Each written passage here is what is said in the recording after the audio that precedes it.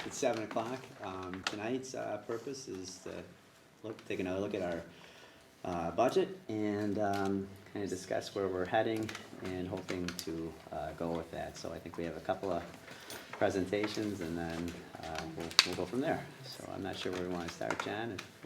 Or you're going to start us off tonight, or? The survey results, we can go through what you want to see regarding each of those. I just got these kind of recently, so I had already started a budget presentation if we do put the budget up for a vote, and I think I covered most of these, so I can just go through some slides, if that works. Sure. Yeah, we'll start off with that. I still would like, Mallory's done some work on kind of the survey as well, and it kind of goes through what are our concerns that were from the survey, and then the actions that maybe possibly Well, if we can do them discuss. both at the same time, if that would work, because each one of these points I probably have a couple slides for. That works. Yeah, that works. Yeah. That works for you? Yeah. Yeah. Here.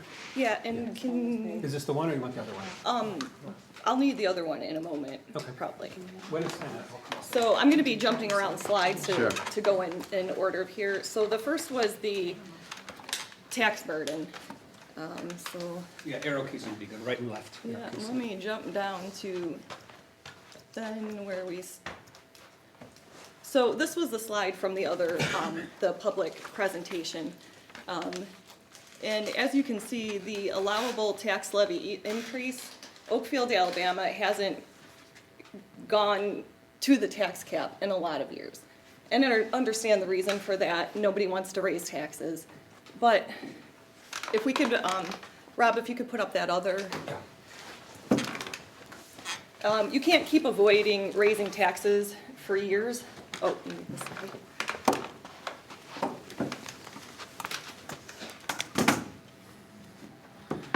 Oh, I hit the wrong button. All right, we're gonna close that. And we're gonna go to this one. You want a full screen? Oh, yes. Okay. So presentation mode, there you go. So these are slides from a recent webinar from the Office of the State Comptroller I sat through regarding a fiscal cliff. And I feel this school district is probably nearing this. So what is a fiscal cliff? We can't support the services that we're trying to provide. And this was a long webinar, but if we can just go through a couple.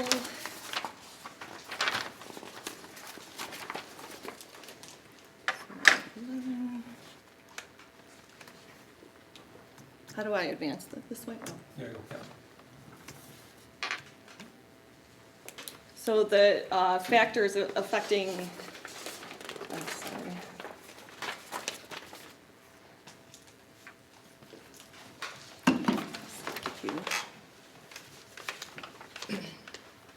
So why is a fiscal cliff more likely to happen now? We already know the American Rescue Plan Act funds have been used up. So in the current year, we're using more general fund money for things that used to be supported with the American Rescue Plan funds. There have also been inflation increases, interest rate increases, and sales tax revenues have moderated across the state. We get county sales tax as part of the revenue. And then one of the things the Office of the State Comptroller spoke about is the failure to monitor the financial condition or take action when facing a declining financial condition. So we need to keep a watch on what we're doing year to year, and there isn't a quick fix all in one year. I'm going to skip ahead.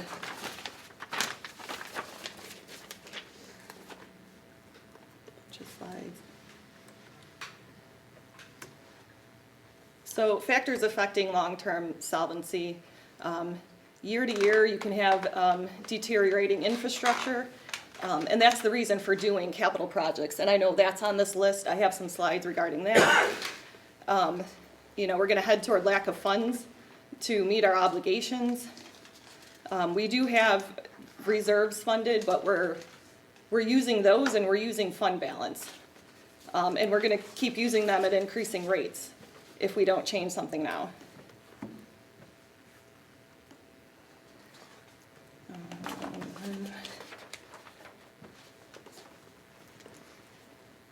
So in the bottom slide there, what we've seen, and this is what we're seeing now, exceeding the tax cap while losing taxpayer support.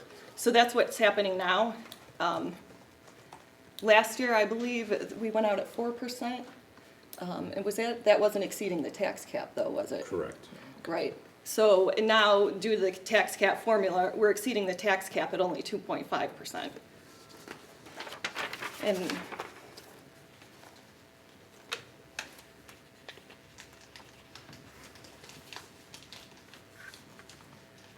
some of the potential causes contributing to the fiscal cliff, avoiding rate increases for many years. So this is rates for, not that use of facilities brings in a lot of revenue, but it does offset a little bit. And of course, not going to the tax cap when submitting budgets to the public.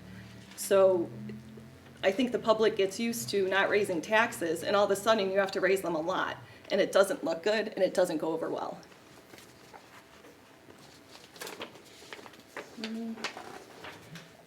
So steps to avoid it. If you see number 5 there, take action early when indicators of poor financial conditions exist. So I know it's still not popular to raise taxes, but we might want to reconsider looking at this budget. I mean, I think we put a lot of effort in putting this budget together. We didn't take it lightly. I don't see where we're spending excess funds. Let's see. If we could go back to the slides. Oh, I have it here. Right. Escape? Yes. There we go. And one tab over to the left. Oh, left. This one? That one there. And hit slideshow on the right, upper right. I can't see that far. You tap the screen. Here? You're at an angle. Yeah. Yeah, you're at a Yeah, I'm at an angle. I and it's can't not see. that easy to Oh, see. thanks. Okay, so for, this is how many years? 10 years at least. The blue line is where OA has levied taxes, and you can see it's most years well below the tax cap. And in the right is just the numerical values that went into that chart. So what are the concerns? Let's see what other things. That wasn't it.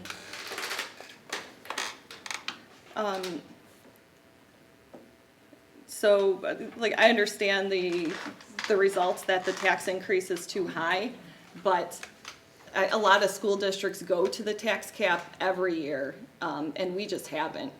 So now that we're asking the public to vote on a budget that breaks the tax cap, it's a little harder to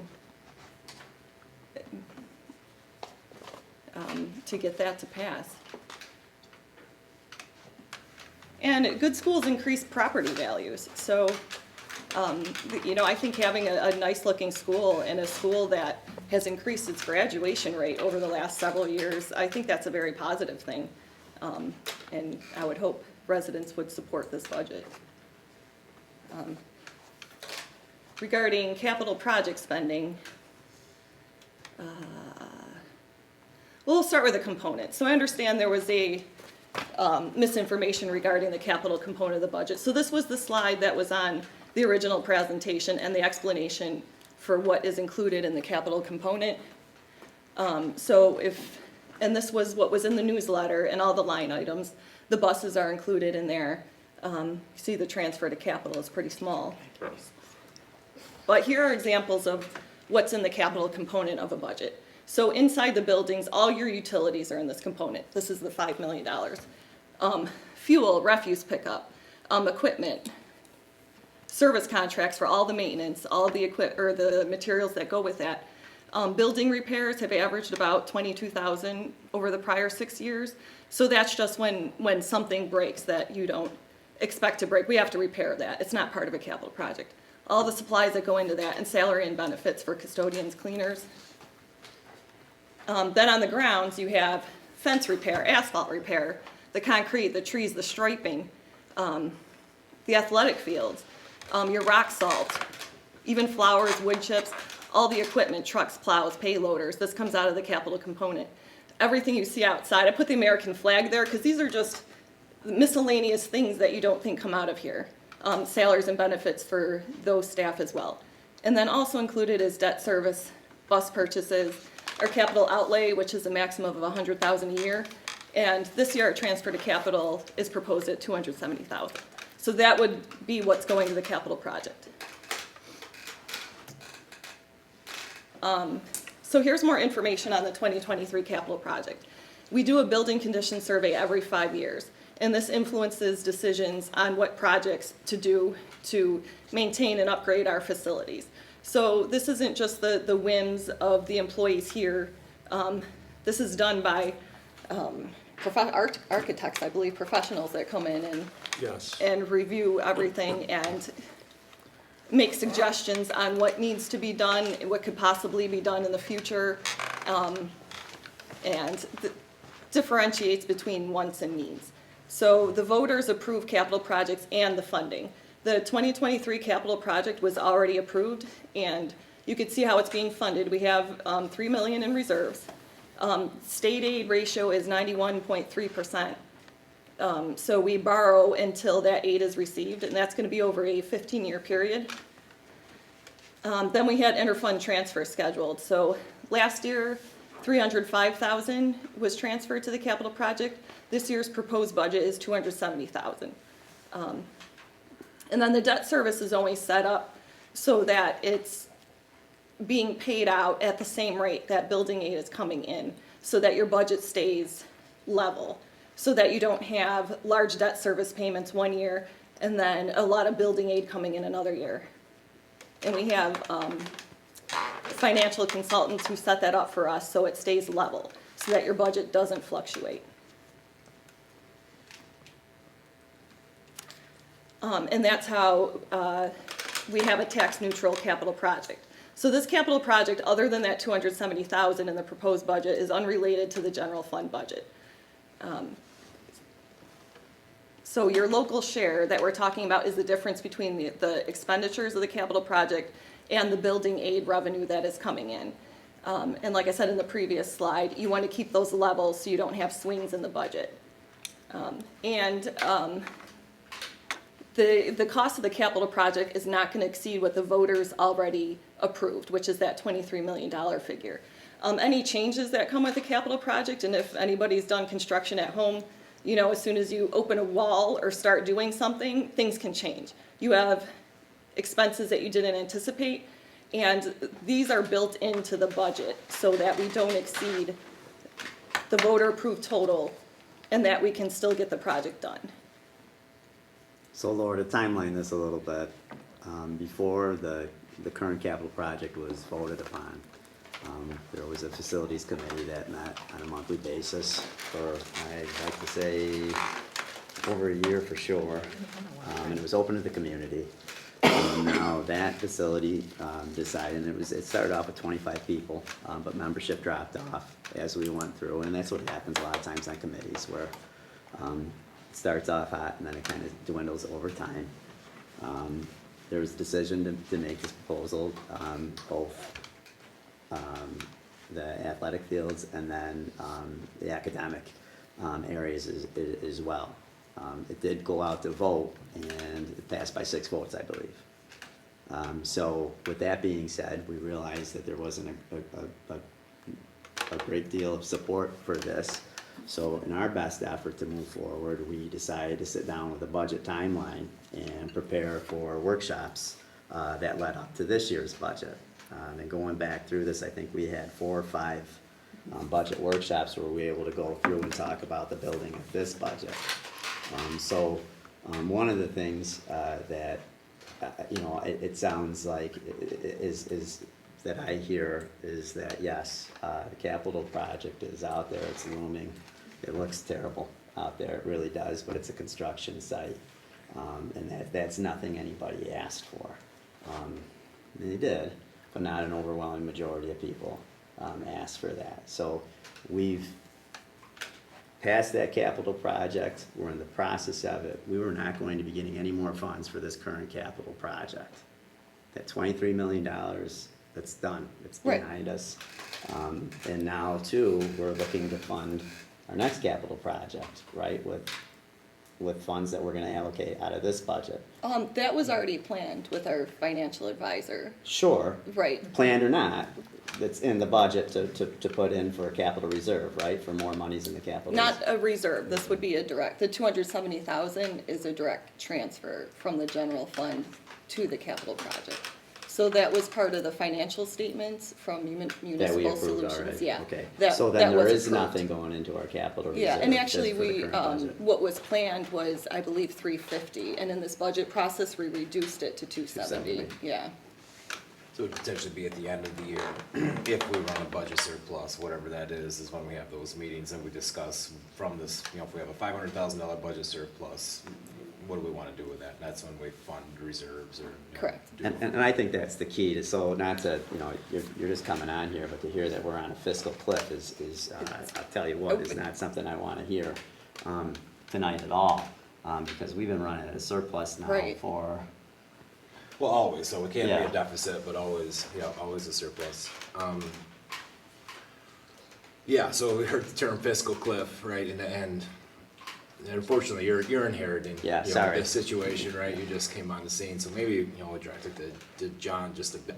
So, we didn't feel that we were on a fiscal cliff. In doing my or- research, or- preparing for this job, I didn't think so either. Or I didn't even think we were on a fiscal curb. Or we if felt let like- alone a cliff. we were navigating, right? Like whether somebody can agree or disagree, our position is or was, we are navigating a difficult fiscal situation. Doing that. As I can say, all school districts are, you know, this is not just unique to Oakfield, we're all, I think all the have our context of different- saying that, I think that's where Laura's saying that that's why we needed to go out at 2.5% in order to avert that or avoid that, is that? And it's also the tax cap calculation itself, because we could very well have, stay under the tax cap at 4% like it was last year. It's the nature of the formula that we're in a negative tax cap. 0% is breaking that tax cap for us, just because of the nature of the formula. Whereas last year, 4% wasn't breaking it. So it's, I know it sounds bad saying we're going higher than the tax cap, but that's because of the nature of the formula, not necessarily the percent we're asking for. I don't know, so Mallory, so Mallory summarized the survey, and probably residents want to hear it. I don't know if you can give like a 5-minute summary of that, Yeah, so that everybody we can. can hear what we got back. Put it up on the, do you want to pull it Can up? we, I can we send pull it that to up, if that's all right? Yeah, can you email it to me? Yeah, sure can. It's coming your way. Well, I have it on paper. Yep. I know we're not allowed to talk, just question, this survey you're talking about, is it the survey that Mr. Fiskus sent out, or is it a different one? It's the survey. Okay. Mr. Business. Thank you. May I ask a question? Absolutely. Where do you stand fiscally right now for your current school year? Has anybody done a projection of where you are as far as your expenditures and where you're gonna end up with this current school year? Are you in a deficit situation right now? You are at the end of May, you have 1 month left of your expenditures. Do you have a surplus right now at the end? this current budget is underperforming. So So you're in a to answer your deficit. question, no, not like in previous years, no, we are, So you've projected that you had you were gonna have a surplus, you were gonna have an undesignated fund balance to, of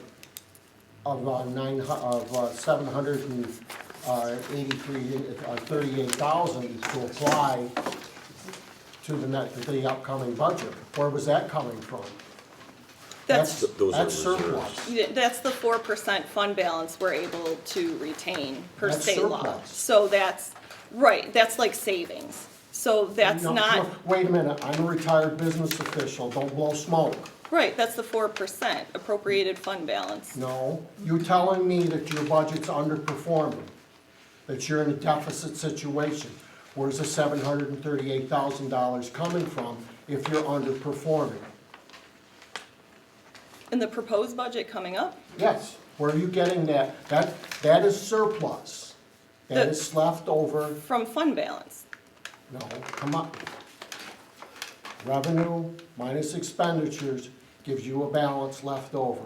Right, and we're able to retain 4% of that year to year. Correct. Right, so the appropriated fund balance in one year may be surplus, the next year it may be added to that 4%. Right now, we're gonna be eating into it, but we still have some of that 4% left. Slow down. Right. Slow down and think of what you're saying. Think of what you're saying. Your revenue minus your expenses gives you X number of dollars. Correct. Does that equal 738,000? No, because that was the surplus from previous years. No, that's your balance at the end. Okay, of I'll the- have somebody help me work through those numbers, and I'll have to get back to you. Okay. I think, Bill, surplus, as we've defined it, and John, I mean, step in here. As we've defined it, has been over and above that 4%. Correct. Correct me where I'm wrong. So I think, and whether that's a misuse of the term, but when we have understood surplus in previous years and what we're allocating to reserves, if it's 300,000 or 500,000 or 700,000, it's over and above that 4% because we've designated that 4%. See, you should always be running a cash flow projection so that you know where you stand from month to month, and you know what your projected fund balance is. You know what you have to allocate towards your upcoming budget, and then what your surplus is gonna be. And it's obvious you haven't been running that. Well, that's why we're reducing the appropriated fund balance, because And that surplus is And being that, eaten then into. that in turn allows you to do your projections for your upcoming budgets. Because you know what your contracts are going to provide you Right. in the future. You know what your debt service is gonna provide you in the future. So that you have, and then you can just, through past history, you can project what your other expenditures are gonna be. So when you say underperforming, John, do you mean relative to what we've had for surpluses in the last 5 years? Absolutely, yes. So That's I would exactly hope, what I I'm would hope, referring Bill, to. like, they must have those numbers, and I would hope that when he says underperforming, it means we've got that 4%, that number that, you know, you're saying is very important to make sure that we're rolling that forward. I would hope absolutely we have that, but instead of a $500,000 on top of that, maybe it's $100,000. And those are numbers that we talk about. I mean, I would have asked it back in January or February maybe when we were sitting down for a meeting, so they've got those numbers. And if they don't, they need to have those numbers. I hear what you're saying. Because that's a question that we often ask is, what do we have potentially to roll into reserves? And what do we think we want to do? And we're with not gonna have it at the end of this year. to- What we to- What you're have come to used be to, used to. correct. That what you're comfortable with. So And we our provide surplus, you know, on last year's budget, over and above the 4, was it $800,000, guys? What did we fund into? So we put some into the capital, new capital fund, and then was it like the ERS? We put monies into a surplus, and if we, you know, check the tape, it's all on the tapes, and this would have been 10 months ago, at our insistence, that had flexibility for us to pull it back out Transferable. to soften the blow of what we were going through here. So I agree with everything you're saying there, Bill. And we've got those numbers. We kind of knew this was coming last year, so we put some of that surplus money. Where there's a debate is, you know, future capital projects, right? And so how much money do we want to put into our capital fund for whatever's going to happen in the next 5 years versus how much money do we keep at our disposal for what we're dealing with right now? And quite honestly, so it's 4% is the maximum, and you get your hand slapped, as you know, if you maintain more than that. And we had some discussion of maintaining a number higher than that, like 6%, and taking the hand slap. But ultimately, we decided to put it into a reserve that we could pull it back out of to soften the blow of, you know, what we're dealing with right now. So it's about scaling back a little bit has been our conversation, is to scale. Where are we looking at moving forward with the capital projects? And it's definitely scaling. It has to be scaling back. Yeah. So do we have that? Yeah. Sorry, Yeah, Mallory. no, you're totally good. Okay, so my role on this is simply, okay, John sent out the survey, after the board vote, the budget vote. And so my role in this is really that I just analyze data for my job at school. So this is totally from an agnostic perspective of, pulling this together just so we could look at it collectively and understand what the impact was and what people had to say so that we could address it and make sure we understood as a board what the feedback was from the survey and use that to help inform where we take things in this next round. So from a participation standpoint, I'm not gonna do this whole presentation because there's a lot of slides here, but we'll focus on like the action areas and what people said. But in all, there were 152 respondents. Of those people that responded, 117 of them, so 77% of the total participants, actually voted in the budget vote.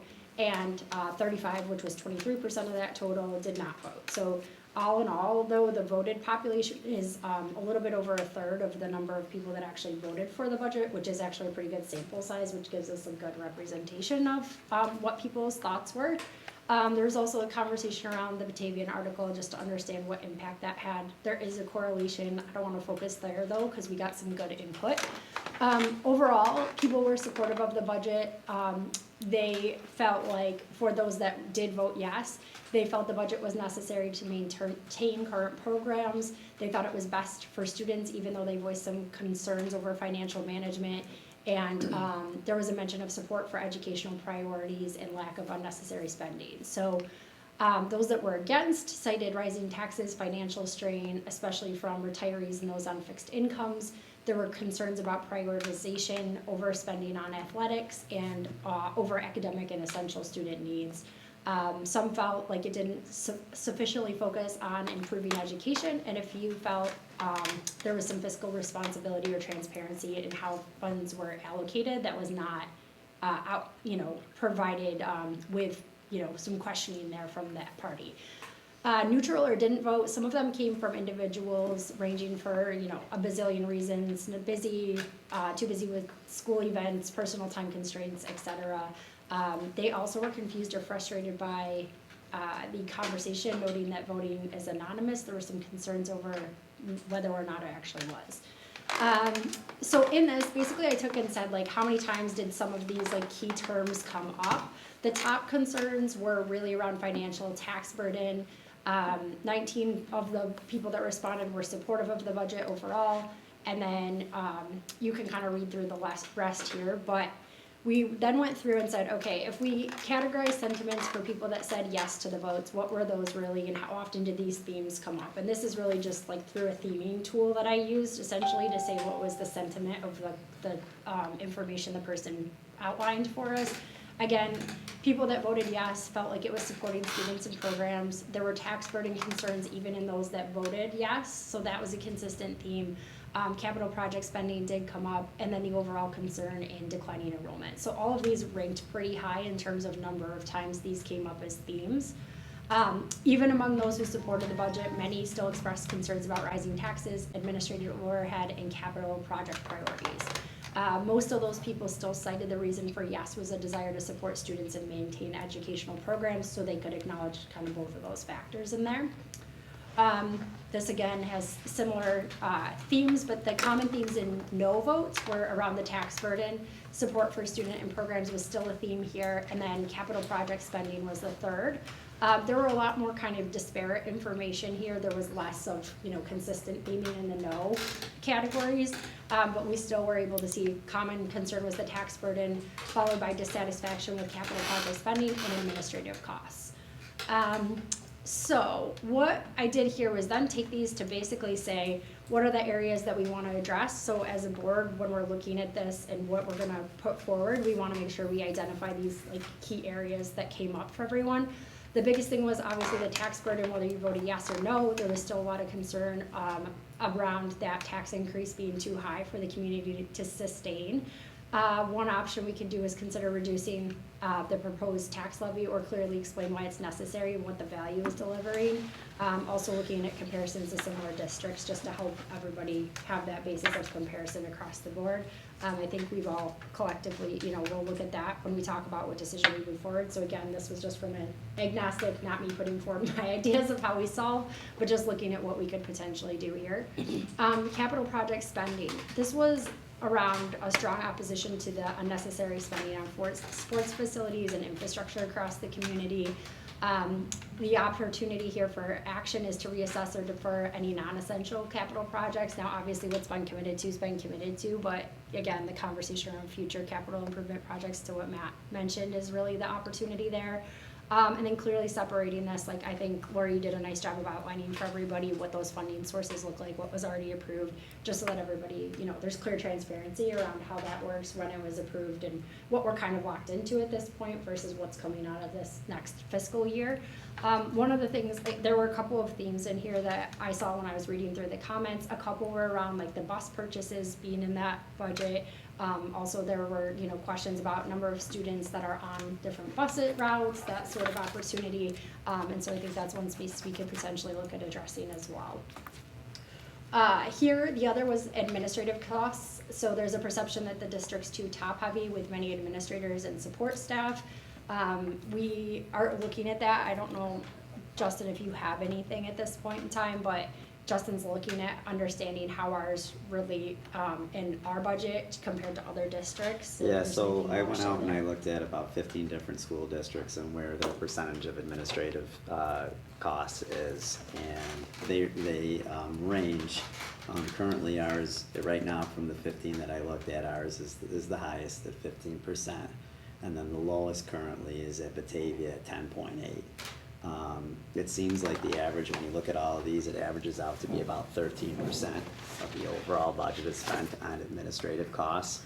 And then when I looked into New York State kind of averages and stuff, it doesn't sound real technical, the stuff part, but when I looked into that, it seemed as if 13% was what was pretty typical in any of the examples that I was looking at in ed law, or what expectations were set at. So that's an area too. I guess I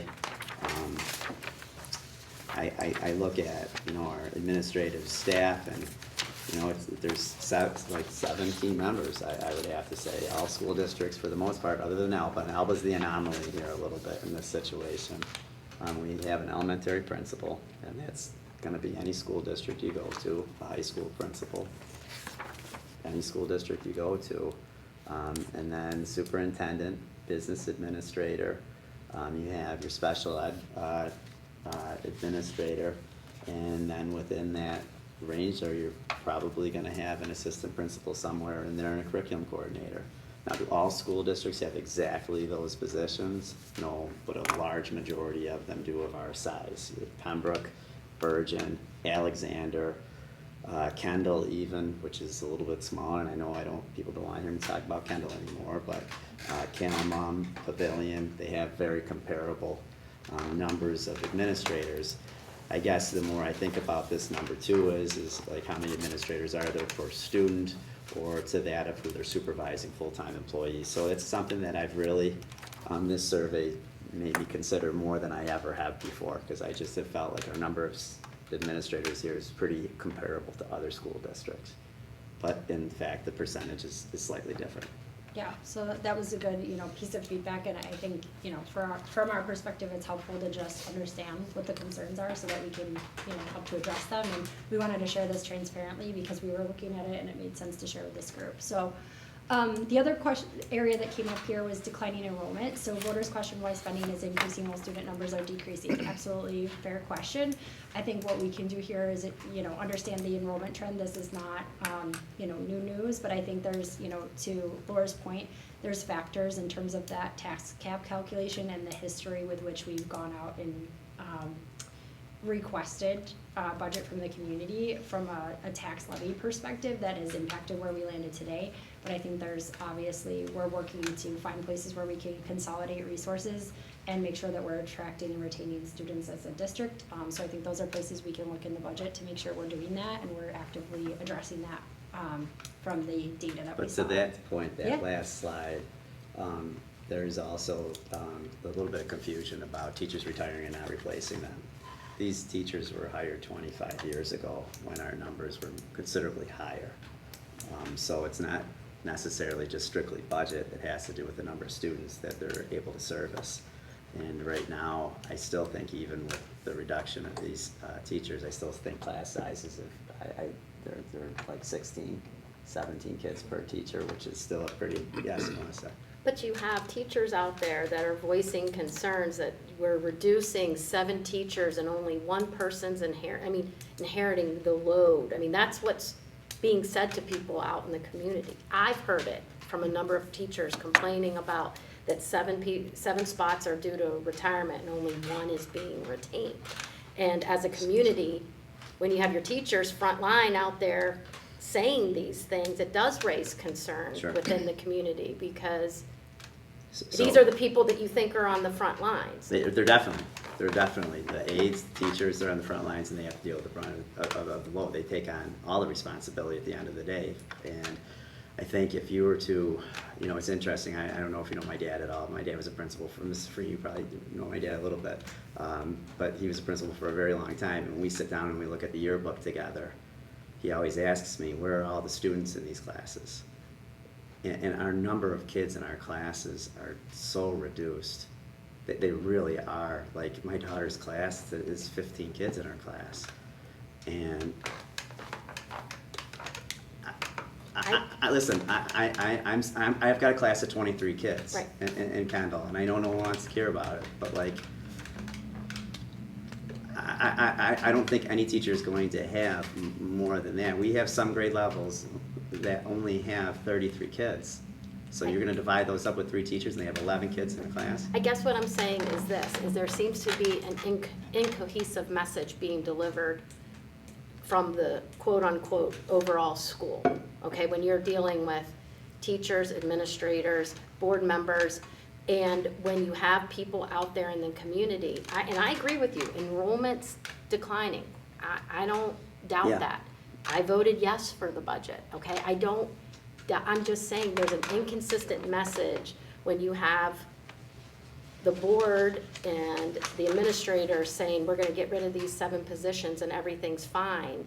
And then you hear from teachers and aides that everything is not fine, and they don't know how they're gonna handle this job shift, is all I'm saying. So the one that we are rehiring is a Spanish teacher. Right, We and you have absolutely to, right? You have to, because Spanish, language is required. I think if you, like, let's just take the elementary building as a whole, right?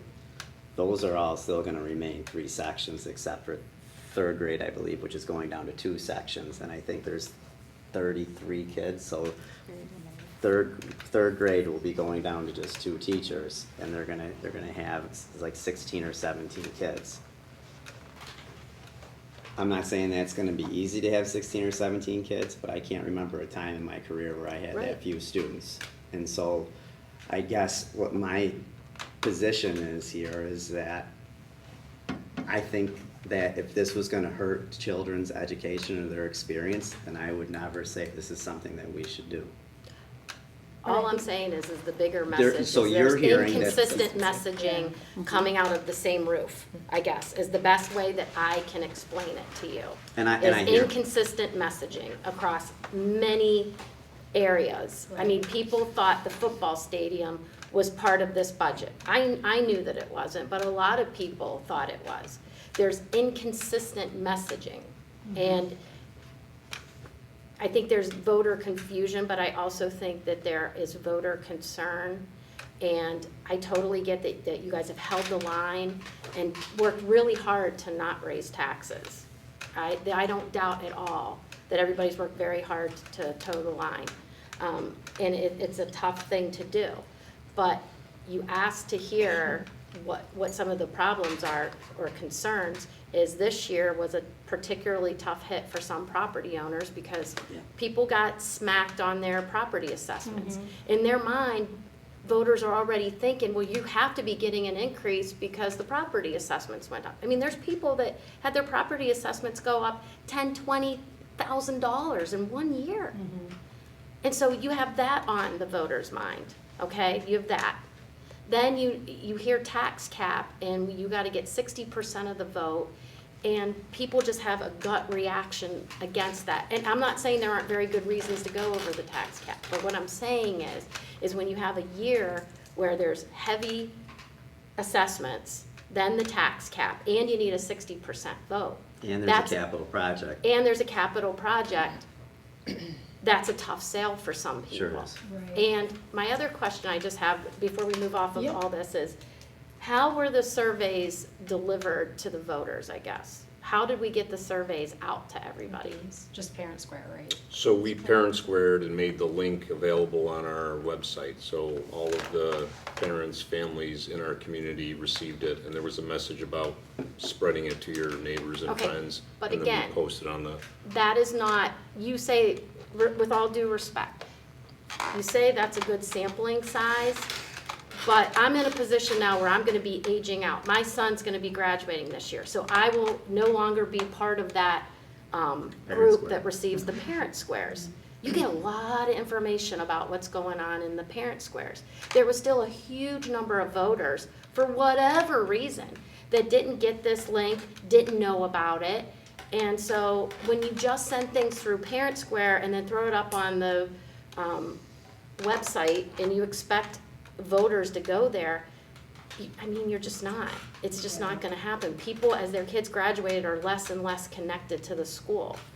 I don't know if there's some way to bridge that through Parent Square, that if people want to receive messages about budgeting, that they can sign up and get budget updates through Parent Square that aren't parents, and maybe people would understand this better. Because there is a lot of confusion out there, and I do think it's hard for people to access the information. I'm not saying that it's not made available, I'm not saying that more people couldn't come here and sit here, but the old saying's true, perception is reality.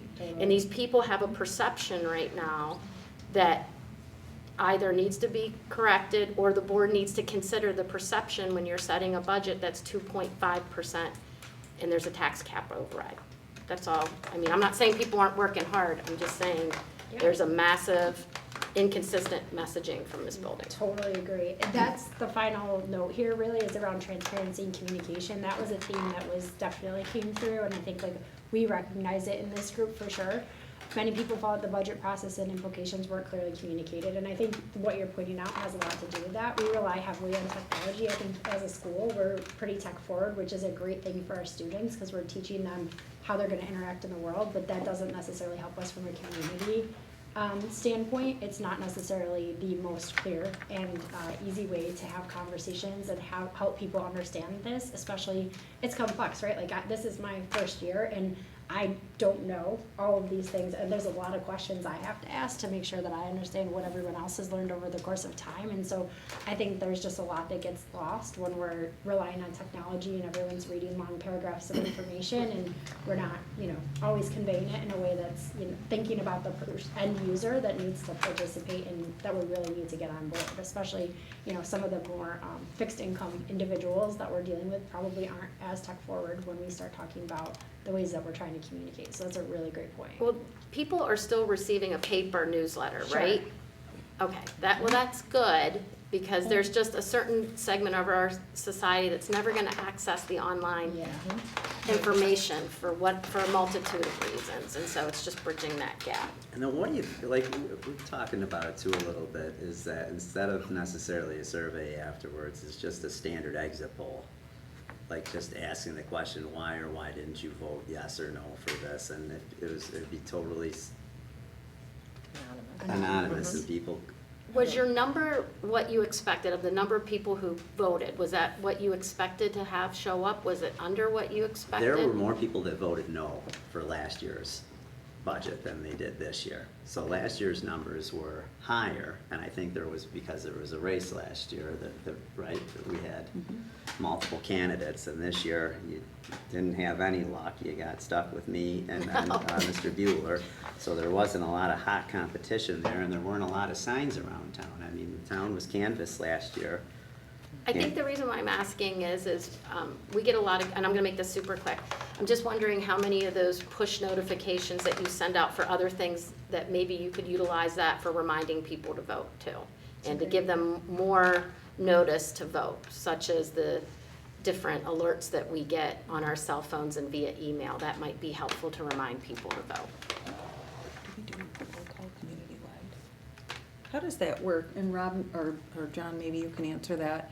Is there something that we can do that would go community-wide if people wanted to get on either an email list or a robocall? Is there a possibility to do that? It's like a group, like how we have a sports group. Yes. It would be a community group. You don't have to have an account with the school, but it would involve signing up for it. There'd be an action that they'd have to take. So Can you there's, just do like a subscribe button on the website or something, like if they wanna subscribe to I'd have it? to see how that, Yeah. how that works, but they would be non-domain emails, and that's possible. Yeah, okay. Yeah. So it could even be something that's an initiative for us, Right. where we get people to sign up. And then it would just be, because I would say everybody, for the most part, is gonna have access to a phone and be able to have those updates come through their phone, I would, Right. Well, you have text. no matter what the age is, email. right? Or I think no? when you have Labor Days, just have a big thing, up at one of your many booths where kids fundraise and just, Just sign up. yeah, show people how to do it there at Labor Days. You'll get a ton That's a of great people idea. that'll get signed up, so. You bring an iPad On and the do it with them. website though, if there was a link. I on like the it, you website. just subscribe that way Our new and, website is a Parent Square website coming in July. so that might be an So that's even option. more tie into what we have Mhm. with Parent Square. I like it. And thank you, like everybody that came here tonight. I mean, like you said, it's an opportunity to educate the community. You just said you voted yes, and you already know the answers to all of the questions you're asking, but it's important that everyone understands what the perception of the community is, because we're all stakeholders in this, and I don't represent Maria Thompson, mom of 3 kids, when I sit up here. We represent the community at large, so perception is reality, and the survey results represent the people that filled that out, but you're right, there's a large population out there that did not. So thank you for bringing those things here tonight, so that we could discuss them in open forum, and hopefully, is this recorded? So hopefully even people that couldn't attend tonight, maybe could be encouraged, by the community to, log on and take a peek and listen to the meeting, and maybe some of the questions they had could be answered this evening, so truly, keep it coming. Yeah, and John mentioned that we were gonna include some of the findings from the survey to at least, help the community understand that we heard them in whatever newsletter gets Yeah, published for this next however, one.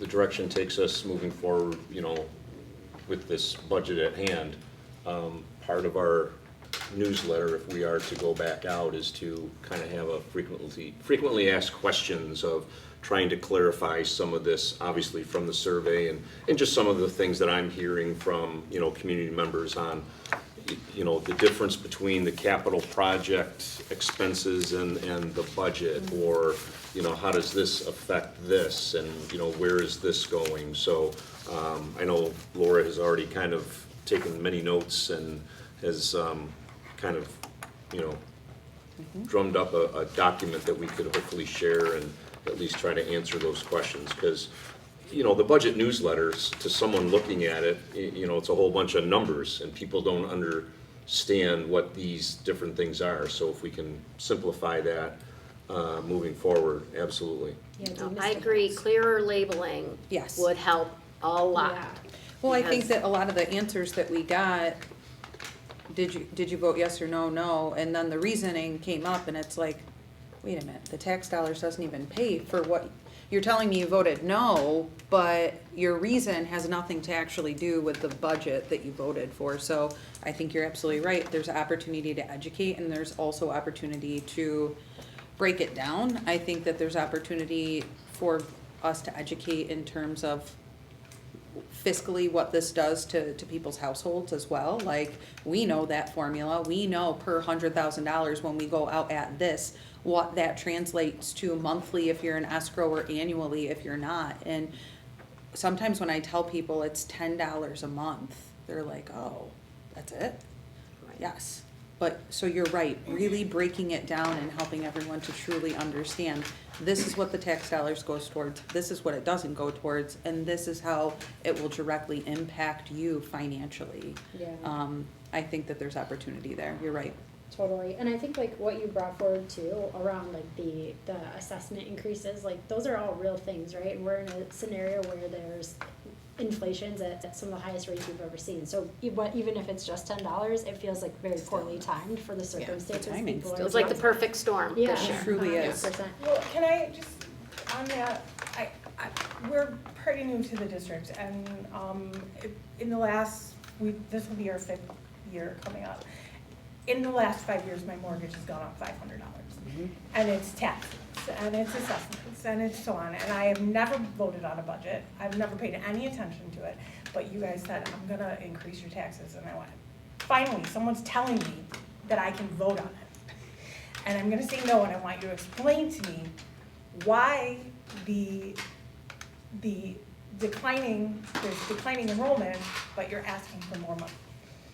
And that's it, I just wanna know, that was where my head was at. Just tell me what's going on. Like, I'll give you my money. I want a better school. I want my kids to have the education. But then my whole neighborhood is full of elderly people who don't have a horse in the race. They don't care. They don't want their taxes to go up. They're getting mortgaged out of their houses.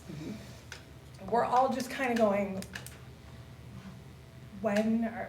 this is the one time we get a chance to say no. And that's, I think, what it comes down to is, how are you gonna tell me instead of my son being in a class of 12 kids, he's gonna be in a class of 17 kids, and I still have to give you more? And we came from a huge school district in Southern California. My daughter was 4th grade. She was one of 32 in her classroom. So I know that this is lucky.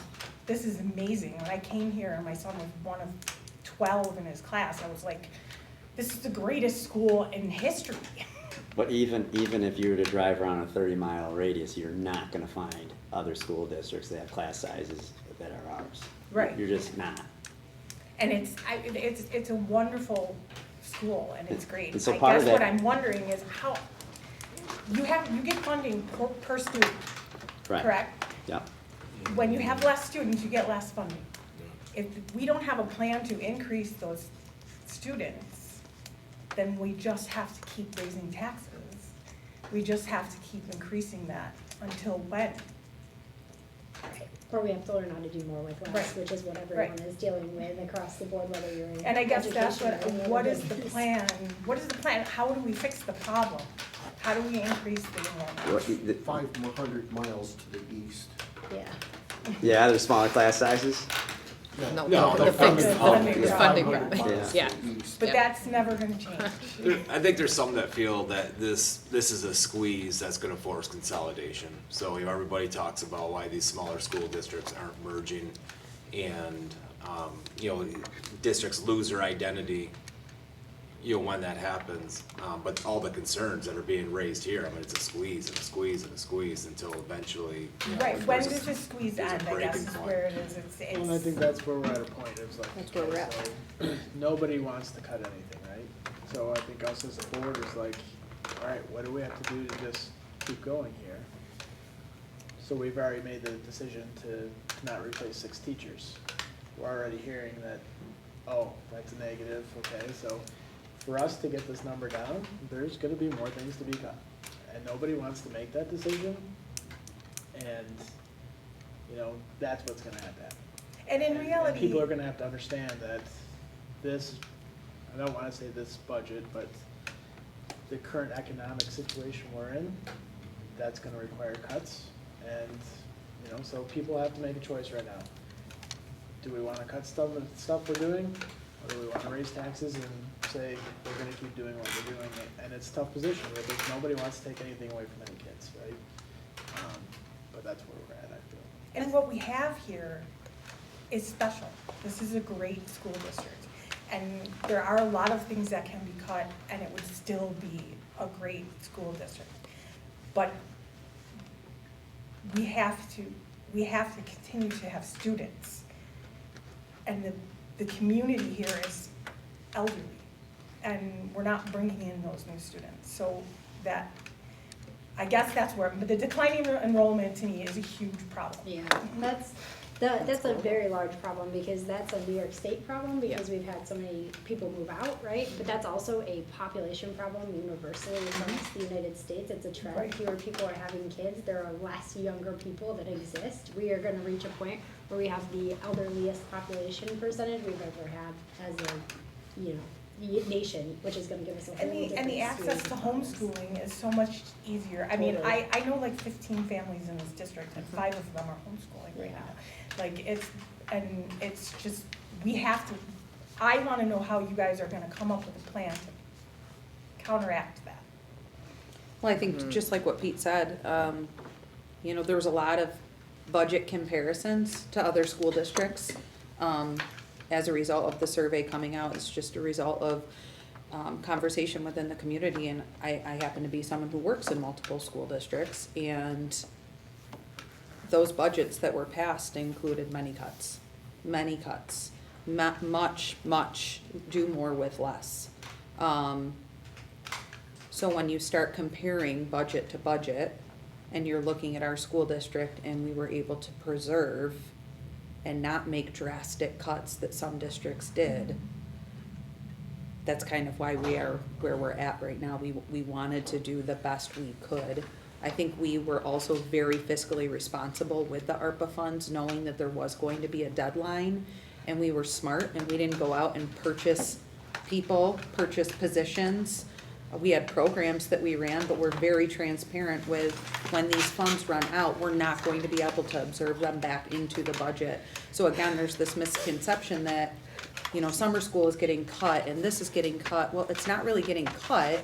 We were getting grant funding, and those funds are gone now. So again, it's understanding when we start comparing different districts and understanding we're not really cutting things, we lost the funding for those things. Right. So we can no longer do that anymore. So, to answer your question, and to what Matt just said too, I mean, New York as a whole, look at any state entity right now, whether it's corrections, whether it's schools, Counties Counties. and towns are feeling huge towns, squeezes. everybody, they're getting squeezed, and there's this theme, and you can feel it, right? Like, we're gonna get less from above to the point where, like you said, when is enough enough? And we have to find a way to counteract, if they're gonna give us less state aid, but our expenses and inflation is still here, how do we make up that gap? Right? And how do we make it so that we continue to keep it special the way it's special, and the class sizes what they are? And we are so blessed at Oakfield. I don't know of any other elementary school where we have consulting rooms in every grade level. We have, Usually they're shared. it Usually we is have a services that are shared. beautiful thing that we are able to have here at Oakfield, that it is so inclusive for all of the students. And again, another reason that makes Oakfield so special, and those are expenses that we need to continue to fight for, to keep it that way.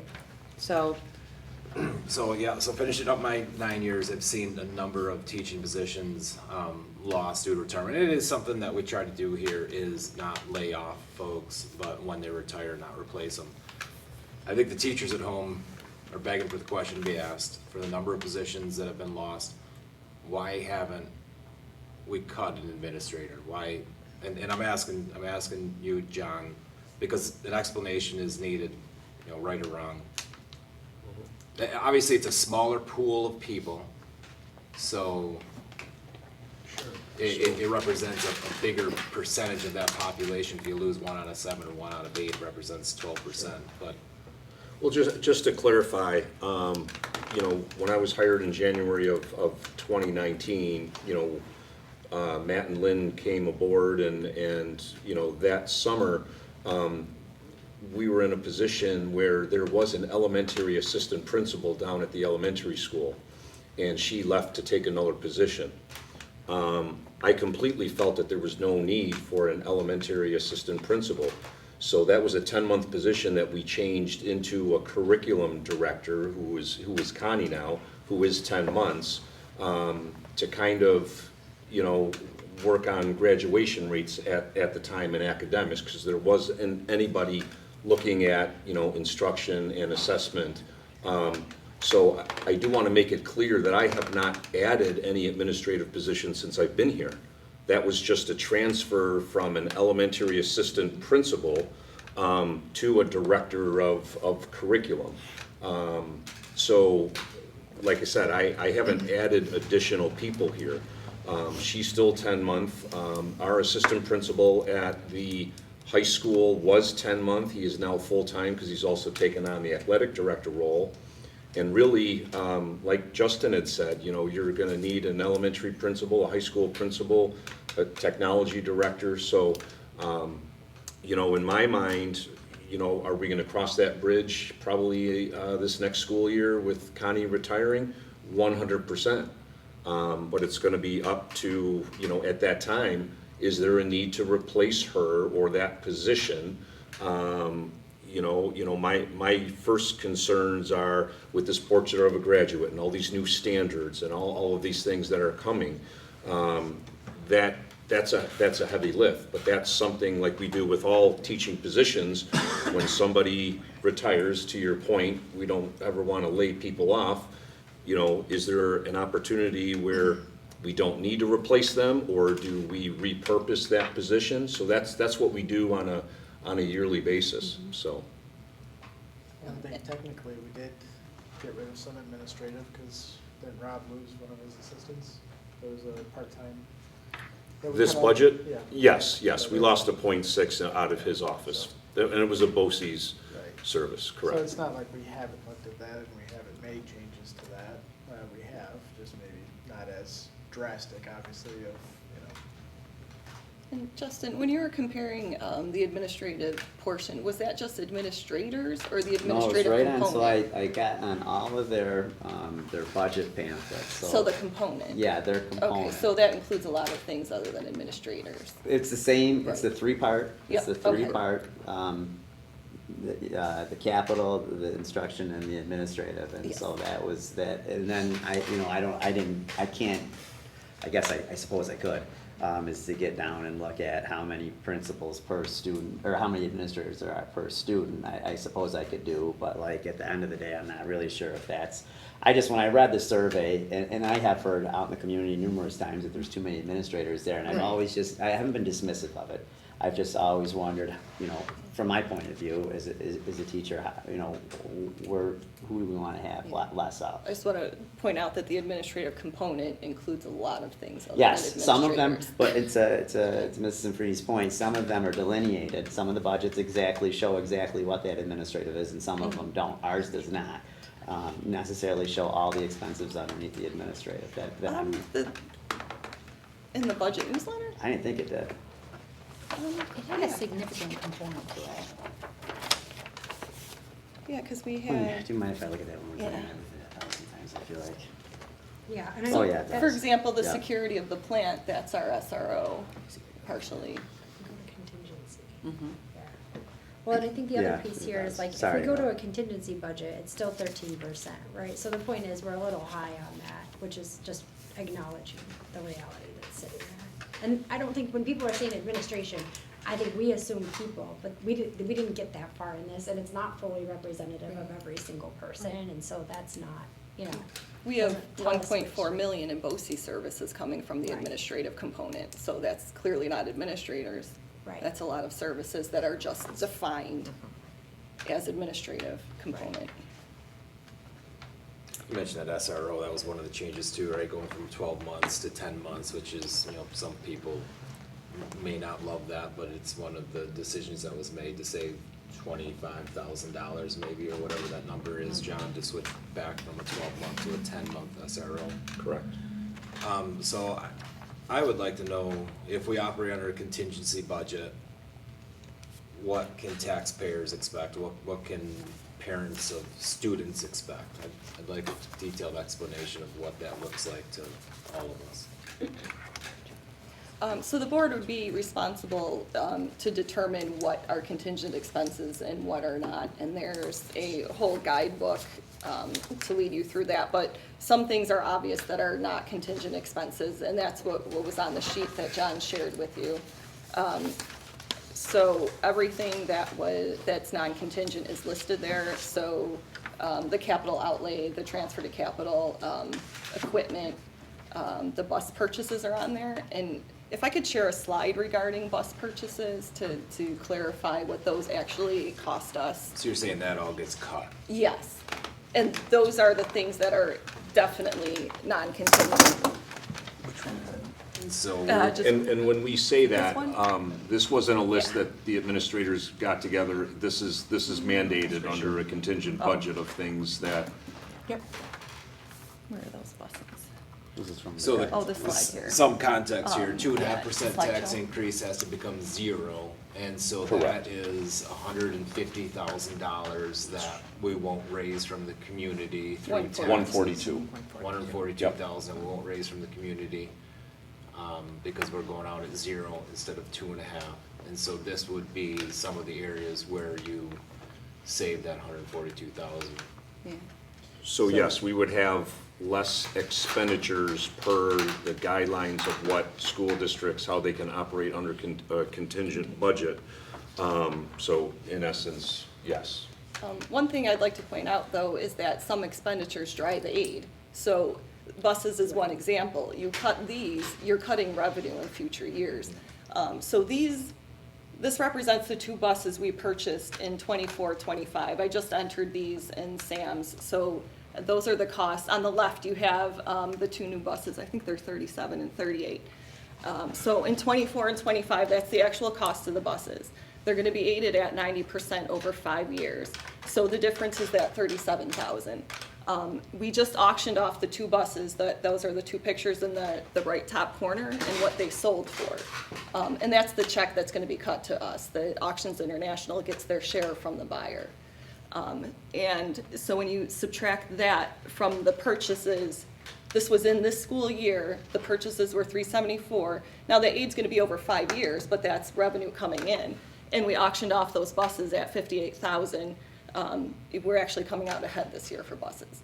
So next year, that was 2 buses. Next year, we're proposing purchasing 1 large bus and 2 wheelchair buses. We don't know the exact cost, but it's not gonna exceed that 450 that we're voting on.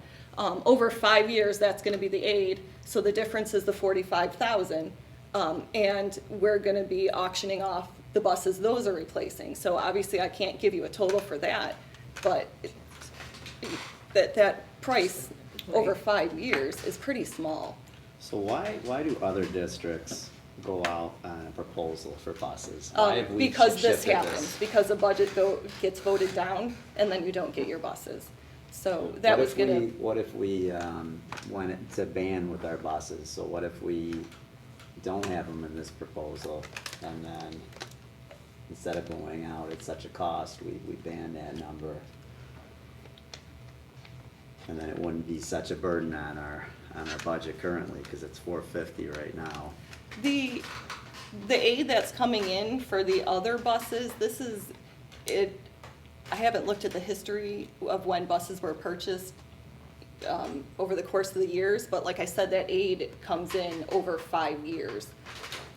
So But it's if you're. currently impacting us today, right? Like this is a number that's hitting us today. And, Right, but these bus purchases, this aid is gonna be coming in over the next 5 years. You have to spend the money to get the money. Right. I get it. So I get it. it's, yes, it's impacting us, but if you buy them on a regular rotating schedule, you're receiving the aid as you're purchasing them. But even with like the electric buses looming, is this gonna be a plan that we should be continuing to do year after year? Justin, in Alexander, they specifically do a 2-vote proposal, so Yeah, they have right. buses separately from their Most budget school- plan. Yeah, a lot of school districts do. Right, And- so is that something that we should probably lean to? Is that what we're talking about right now? Well, it does put choice if we go back out again to voters, if they wanna choose this or not. but I think the communication on it we could improve the Sure. next round. And clearly demonstrate that this is an aidable expense, which is why we recommended it in the first place. Because there are also valid concerns from what people see in the community, right? Like, I see the buses with not a lot of kids on them, Right. and so they're saying, why would we buy more buses? We have half-empty buses going around. But there's a reason why we would buy more buses, because we want the safest buses possible for the kids that are on those buses, which means newer. And I haven't studied the bus routes, but being a rural district, I would think if we filled the buses, bus routes would become very long. And do our students want to stay on a bus for 2 hours? We've or- discussed within the past year, Jackie and I, with Christine, about doing an overall audit and I, you know, to see maybe at one time, so the school district starts at a specific time for everybody, and that would be that one bus run, and then it would be full buses, and that would be a savings. Do we know if it's possible? Josh has not asked Jackie and I to go around on any routes yet, but I do think that that's something that we would like to know, because I do believe it's a potential for cost savings. Before my time, was there a survey done? Not with me here. I don't Yeah, remember. yeah. One that people bring up often is back in the day, village kids Yeah, weren't walk. picked up, and then all of a sudden we started picking them up, and there was word said that this is temporary, and it never went back Well, it to. was when Main Street got Yeah. overhauled. Remember, Mrs. Symphony, when it was all, We have beautiful sidewalks. yeah. Yeah. Yeah, It's Mrs. true, it's Schneider. one of those luxuries, we've said luxuries, right? My We're talking about those first before we assignment got used to it. 35 years ago was to investigate a simultaneous start. And it led to contract problems With the bus drivers. with bus Yeah. drivers and having a simultaneous start between the two buildings. Well, it'd be a reduction in hours right off the Yeah, bat. it would have been a reduction in hours, but we did do an investigation about having a simultaneous start between the two buildings. It would have been a later start, got kind of a later start for the middle high school, earlier start for the elementary school. And it created quite a labor discussion. I'm sure it would, and I Once think, investigated. and I think back to, I'm sorry, I know we've met. We met at Lego Robotic, the Lego League. You're a very nice person. I can't remember your name. Your husband was pleasant as well, and I'm sorry. I was really into the Lego stuff that day. But I think one of the other things that you're mentioning is you know, where can we make some of these savings? It's not something that we're just dismissing. It's really challenging to go through some of this stuff, and really, there's history here that not all of us have, and so I think that my point here, which I lost for a second, to be honest, was the idea of contracts that Mr. Snyder is talking about. That's another thing that's a driver of our budgets. Teachers, aides, bus drivers, they're under a contract, and that contract, you can imagine, is increased every year based on what they've negotiated. So that's another driver of our overall cost. Now, we try to do this in a way that's not going to burden the district in a way that we can't afford, but there's kind of a balance here. You know, we really want teachers to be here, and in order for teachers to be here, not just for the love of kids, which is hopefully why most of them are here, but there's a financial incentive for them to be here. So we've adjusted contracts over the last, It's just inflation, was the answer to your question, is inflation, but that comes back to what Pete said, is, listen, if you want everything we've been doing, it's gonna cost more. If you want lower taxes, then we gotta cut some of what we're doing for our kids. I mean, that's just the bottom line, and so this is a budget that tried to, it tried Do we need to, this bus? Do we need it? what's that? Do we need the bus? Like, do we need it? If we didn't get it, I think no they try one to- would yeah. notice. I think they try to replace the buses so they're always under warranty. So, yes, Is the there's bus a a, big there's deal? a Like, 10-year cycle on our buses. We try to purchase, one or two, each and every year, because after about 9 or 10 years, the maintenance on them gets so, costly that it's not worth it. And like I said, being able to resell, the buses when they're, done with us, where it's kind of like, there's no net cost. And like Laura said, each and every year, we get aid back on these buses. So once all of a sudden you stop that rotation, you Right. kind of create a little bit of a ripple effect instead of just a smooth turnaround every year, every 5 years on this aid. School districts want to keep everything nicely balanced and flatlined. You don't want to see these spikes here and there because of things you didn't or didn't do, so. Is getting the bus something people are against? Have people said, I don't want this bus in the budget? No, I have not heard that. Because I just hear it brought up a lot, and I'm just wondering. I if think it's what a happens is question you of take a needed look versus at a line item of Of that price. of that 450,000 Yes. and Consolidation. Yes. and you know what? And rightfully so, people look at that and go, holy cow. The explanation of, well, we get aid back on it, 90% over 5 years. Look, it's not really costing, the community over Right. time. I think that's where, it's very difficult. And again, that's not unique to Oakfield. That's every school district with. I guess what I keep hearing about the bus. Is there people who are mad about the bus? Well, I think Or is it just, you do this every year, right? Every year you buy a it goes bus. back to it's a line item, but I think the bigger problem is we're really at a crossroads. So, okay, we could say, all right, we're not buying the bus this year, right? That knocks 450 off of it, gets us almost down to where we have to be, Okay, to so go. that's. It what- could be, but guess what? Okay. Next year, we gotta buy the bus, Right. and you put it Kicks back the on can there, down the so road. where we're really at is a crossroads of we really gotta start cutting like the meat out of this budget to make it work. Right. Well, I think the voters need to understand that they're at the crossroads, and if the budget isn't gonna get passed, this is what it's gonna look like without it, and this is what it is with it, and then people have to make an informed choice. That's right. And they have to consider a lot of factors, but, I mean, It has to be Not buying a considered bus and, th- Yeah, not sorry. buying a bus this year is just kicking the can down That's the road. exactly what it Okay. is. Right, But like yeah. you said, it's an opportunity to educate, and we've had a lot of discussion tonight about things that are unique and special to Oakfield. I know you've worked in many school districts. There are a lot of things that we talked about that when we decided to have families and move to Oakfield, or maybe we grew up here and chose to raise our children here. There's a lot of beautiful things about our school that we're hoping to preserve. We're The school hoping, district we came from didn't even have buses. and There was no again, bus system when whatsoever. you're so right, when you're looking at the class sizes, right? When you're looking at, let's just not pick up the village kids anymore and they can walk or find their own rides. When you're looking at longer bus runs, when our kids are only on the bus for 20 minutes, and I'm in some districts, the kids are on the bus for 55 to 60 minutes. All of these things that Pete is referring to, that we are referring to, that would have to be put into a contingency budget, cuts are inevitable.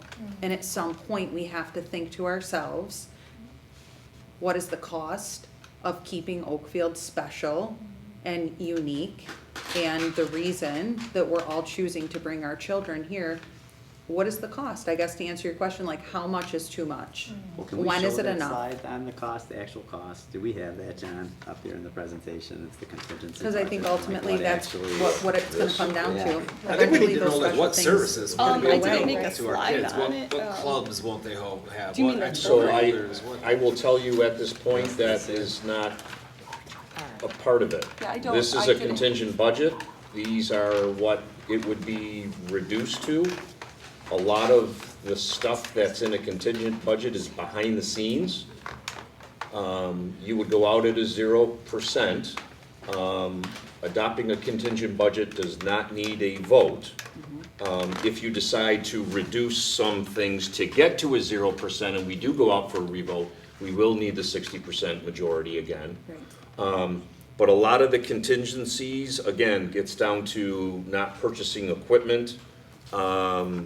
Obviously, the bus So purchase. can you say like not purchasing equipment? So some of the things that I felt like I've heard is there will be no weight room, there will be no open swim So hours. part there'll be of no- anything that's not for the safety and welfare of kids, our immediate programming and education of our kids. So having the fitness center open after school, if it costs the district any sort of money, that would need to go. So, you know, in my thought, you know, secondhand, do we have to look at our facilities use fees again? Because anything that isn't part of the immediate programming of educating kids and some of these extra, you know, using the gyms and using the pool and all of that, we can't lose a dime on. I will tell you that while we do have that facilities use fee, it's helped, but there's still a cost.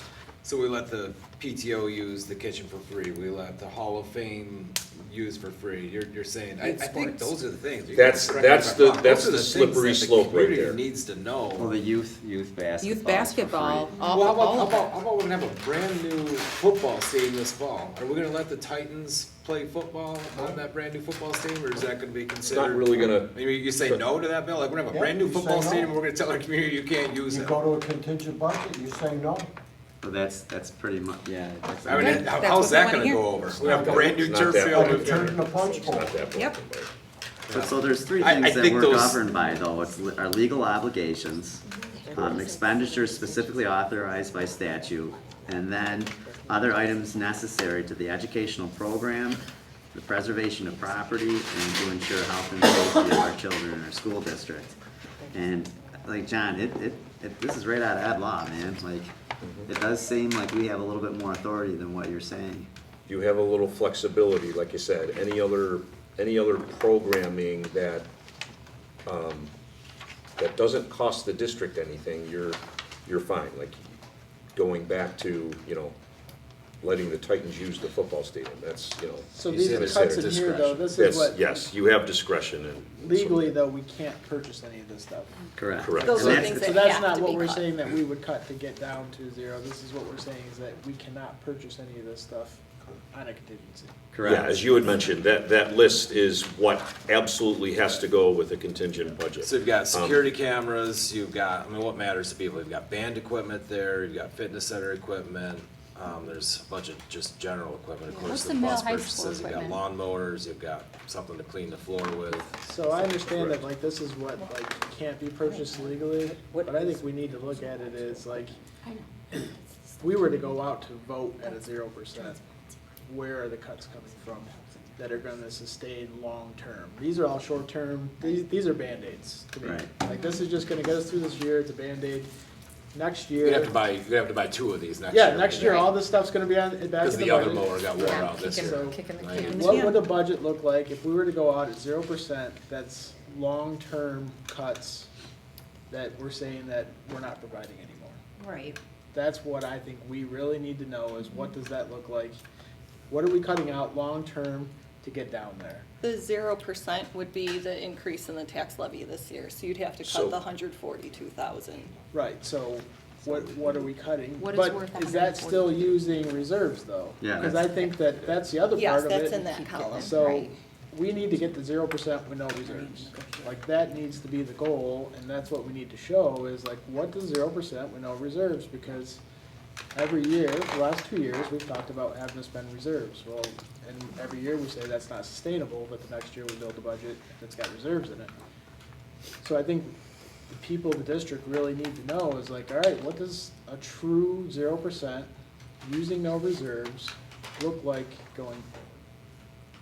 Right, and then that makes me think too, you brought up something important earlier that I noted, which was that increase of workload for teachers getting redistributed, and I think there's a question. I'm sorry, I didn't hear what you said. That's okay. You brought up that conversation around the increase in workload for the teachers and the concerns that are being raised around that, which is a really good point and something we should be asking, like, what is the reason that they're feeling like that's such a burden if the number of students, to your point, is not drastically increasing? So what's the extra work that's being created with that? So it's a question I would just ask, like, how can we better support the teachers in those circumstances, understanding that's gonna be a fact of life in this scenario? But it's a feeling, right? Like But is it a when feeling or you've is there worked it, something when real? you've gone, and it's perception again. Perception Right, is that's perception what is I'm real. saying. So like anytime you go from 3 sections to 2, it hurts. Mm-hmm. It really hurts, and I've experienced it. and you go from kind of a distribution of a workload on a team of Yeah. 3 to going down to 2, and then all of a sudden that shift is, you feel it. And it's, I'm not saying that they don't have any right to have that feeling, because by God, they do. But at the end of the day, like, is it a lift that they're able to do? Sure, it is. Is it hard? Yes. Right, but how can we as a board and. Support that feeling and Yeah. acknowledge I it. think we've That's- also done the workshops too, to identify these strengths and weaknesses. So we've identified that our teachers do not feel supported.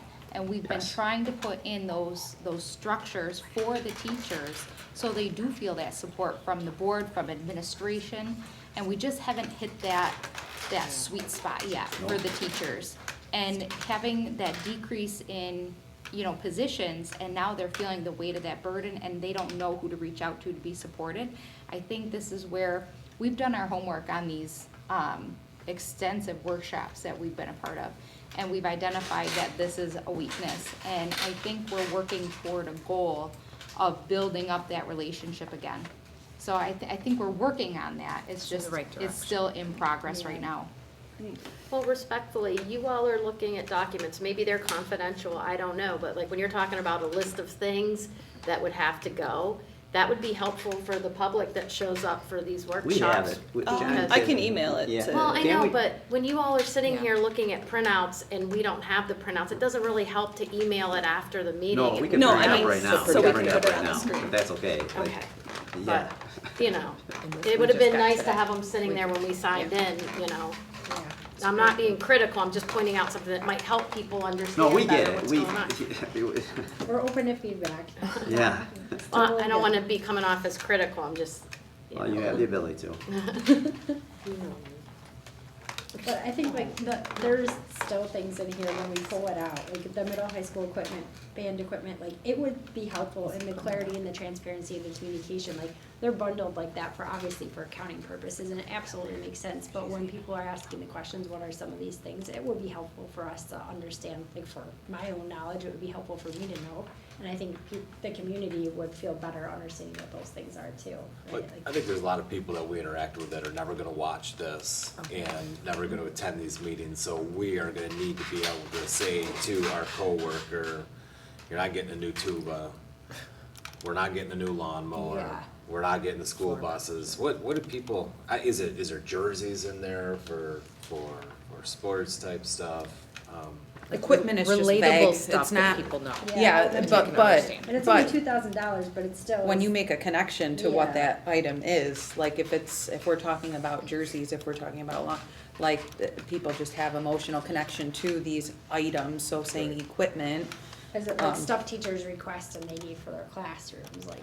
yeah, like what does Well, that and mean? you can also kind of get into the weave, so, to answer your question about the jerseys, no, because that's part of the programming. But when you talk about replacing weights in the fitness center, or, I think one of these are swim blocks for the pool. I think 2 was gonna be donated, and then we had purchased 2. Those types of things that they consider equipment, would not be allowable in a contingent budget. We have, OC Ed equipment at 17,000. That probably contains about 12 different things. I mean, we can give you the list, but how far do you want to get in there? But those are, I mean, I think Those just like are- some general examples is good, right?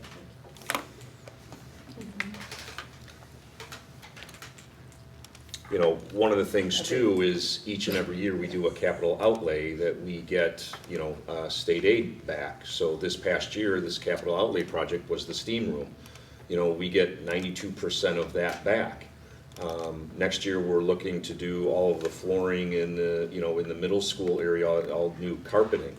The capital outlay goes out the window, and then all of a sudden, there goes your funding year after year, kind of like the buses. We're in that rotation that every year we want to do a capital outlay, and we've used that, with fidelity, but then all of a sudden, that goes. What happens to the financing of the capital project if we don't have the $270,000 to transfer to that? So, and correct me if I'm wrong, there's a spreadsheet that we have with Maggie over at Municipal Solutions. We already looked into it because I want to say it's you probably can explain it better. I quickly reviewed it. It was like the 15 years where. Right, so what it's- we borrow, that 270,000 would just be spread across the borrowing. So we'd be paying interest on it.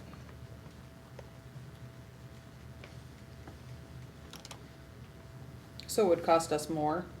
That would hit another line item That's in another- our yeah. budget Yeah, then. and we're having that sheet updated to show us what it's gonna look like without that 270. So next year's budget, that line item would be higher because you've paid interest on it. So if we remember the meeting in the elementary cafeteria 2 years ago, In when September. Christine, felt like she'd worked her magic for us, and the capital project became more affordable, it was because we were gonna cash flow some amount of that to defray cost of that, and so we're talking about not being able to do that, so, yeah, what you're saying, Pete, I mean, you take from here and it's gonna hit here. So despite that transfer to capital or not, this capital project is continuing. Right. You know, It's not, it has nothing to do with, correct. Right. There may be some, like a little adjustments, with not having that this year. And like I said, Maggie's, updating that information for us. But that's why it's there, just to provide that steady, streamline of, having really, what we call a tax neutral or no tax impact as one comes on, one falls off. So it's part of our budget. To address Pete's question, he said, what would you have to do to not use any reserves and have a zero tax levy? You'd have to remove $621,000 from this budget. To do that, you pull out the bus purchases, which is $450, and now you gotta take another $170 from someplace out of that budget. With the bus purchases, you put them in a separate proposition. You go out and vote at a later date. You take them and you do them on a bond anticipation note. And you pay for them over 5 years at $90,000 a year. And you generate your aid at your 90% over a 5-year period. And then you only gotta pay for $90,000 a year over a 5-year period, just like you're paying a car loan. Rather than fronting all that, rather than fronting the $450,000 as a line item now, you're doing $90,000 a year for those buses, and you get your buses after. But you'd have to go out and you'd have to do a legal opinion with your attorney and to do a bond resolution and have that, do all of your legal search and go through that period first. It takes like a 45-day period. Then you could do a vote, get approval from the voters to then go purchase the buses on a bond resolution. That way you're not fronting $450,000 and then waiting 5 years to get your money. You get your money incrementally as you pay for the buses, as you pay for the principal on it. You probably also saw, Bill, where Leroy did their bus purchases That's as how a they- capital project. Yeah. Which was interesting. That was the first I'd seen. And so Yeah. their rationale there, in some of the districts' rationale is the concern for this electric bus mandate. And That's it. reading Merritt Holly's quotes, it was to try to purchase as many buses now, diesel buses now, so that if this electric mandate does come, they can push off those needs for as long as possible. Well, another way to sort of get the equipment needed, but also to Laura's point earlier, using these capital projects to manage the tax caps from year to year. And so there's a capital project that seemed to be more utility and useful than extravagance. Okay. You have a little bit more expense because you have to pay a legal fee and you have the interest, you have to pay, you have interest on your note. But you receive aid on that interest on the note. So, but to me, that only fixes this year, because then next year they're gonna want 2 more buses, right? So- But once you start this process, you continue to do that. Right. So that it takes, farther out before you've got that same cycle all the way. And then as the payment drops off, you just build it out. So it takes 5 years you got a 5-year grace period before it catches up with you. Right, it just builds up each year. That's correct. Eventually it gets back to over 5 years, in 5 years, you're back to your. You're back, so that your cash flow, you can build your cash flow back up to that point to where you can manage it. And, if you do your projections correctly. Thank you.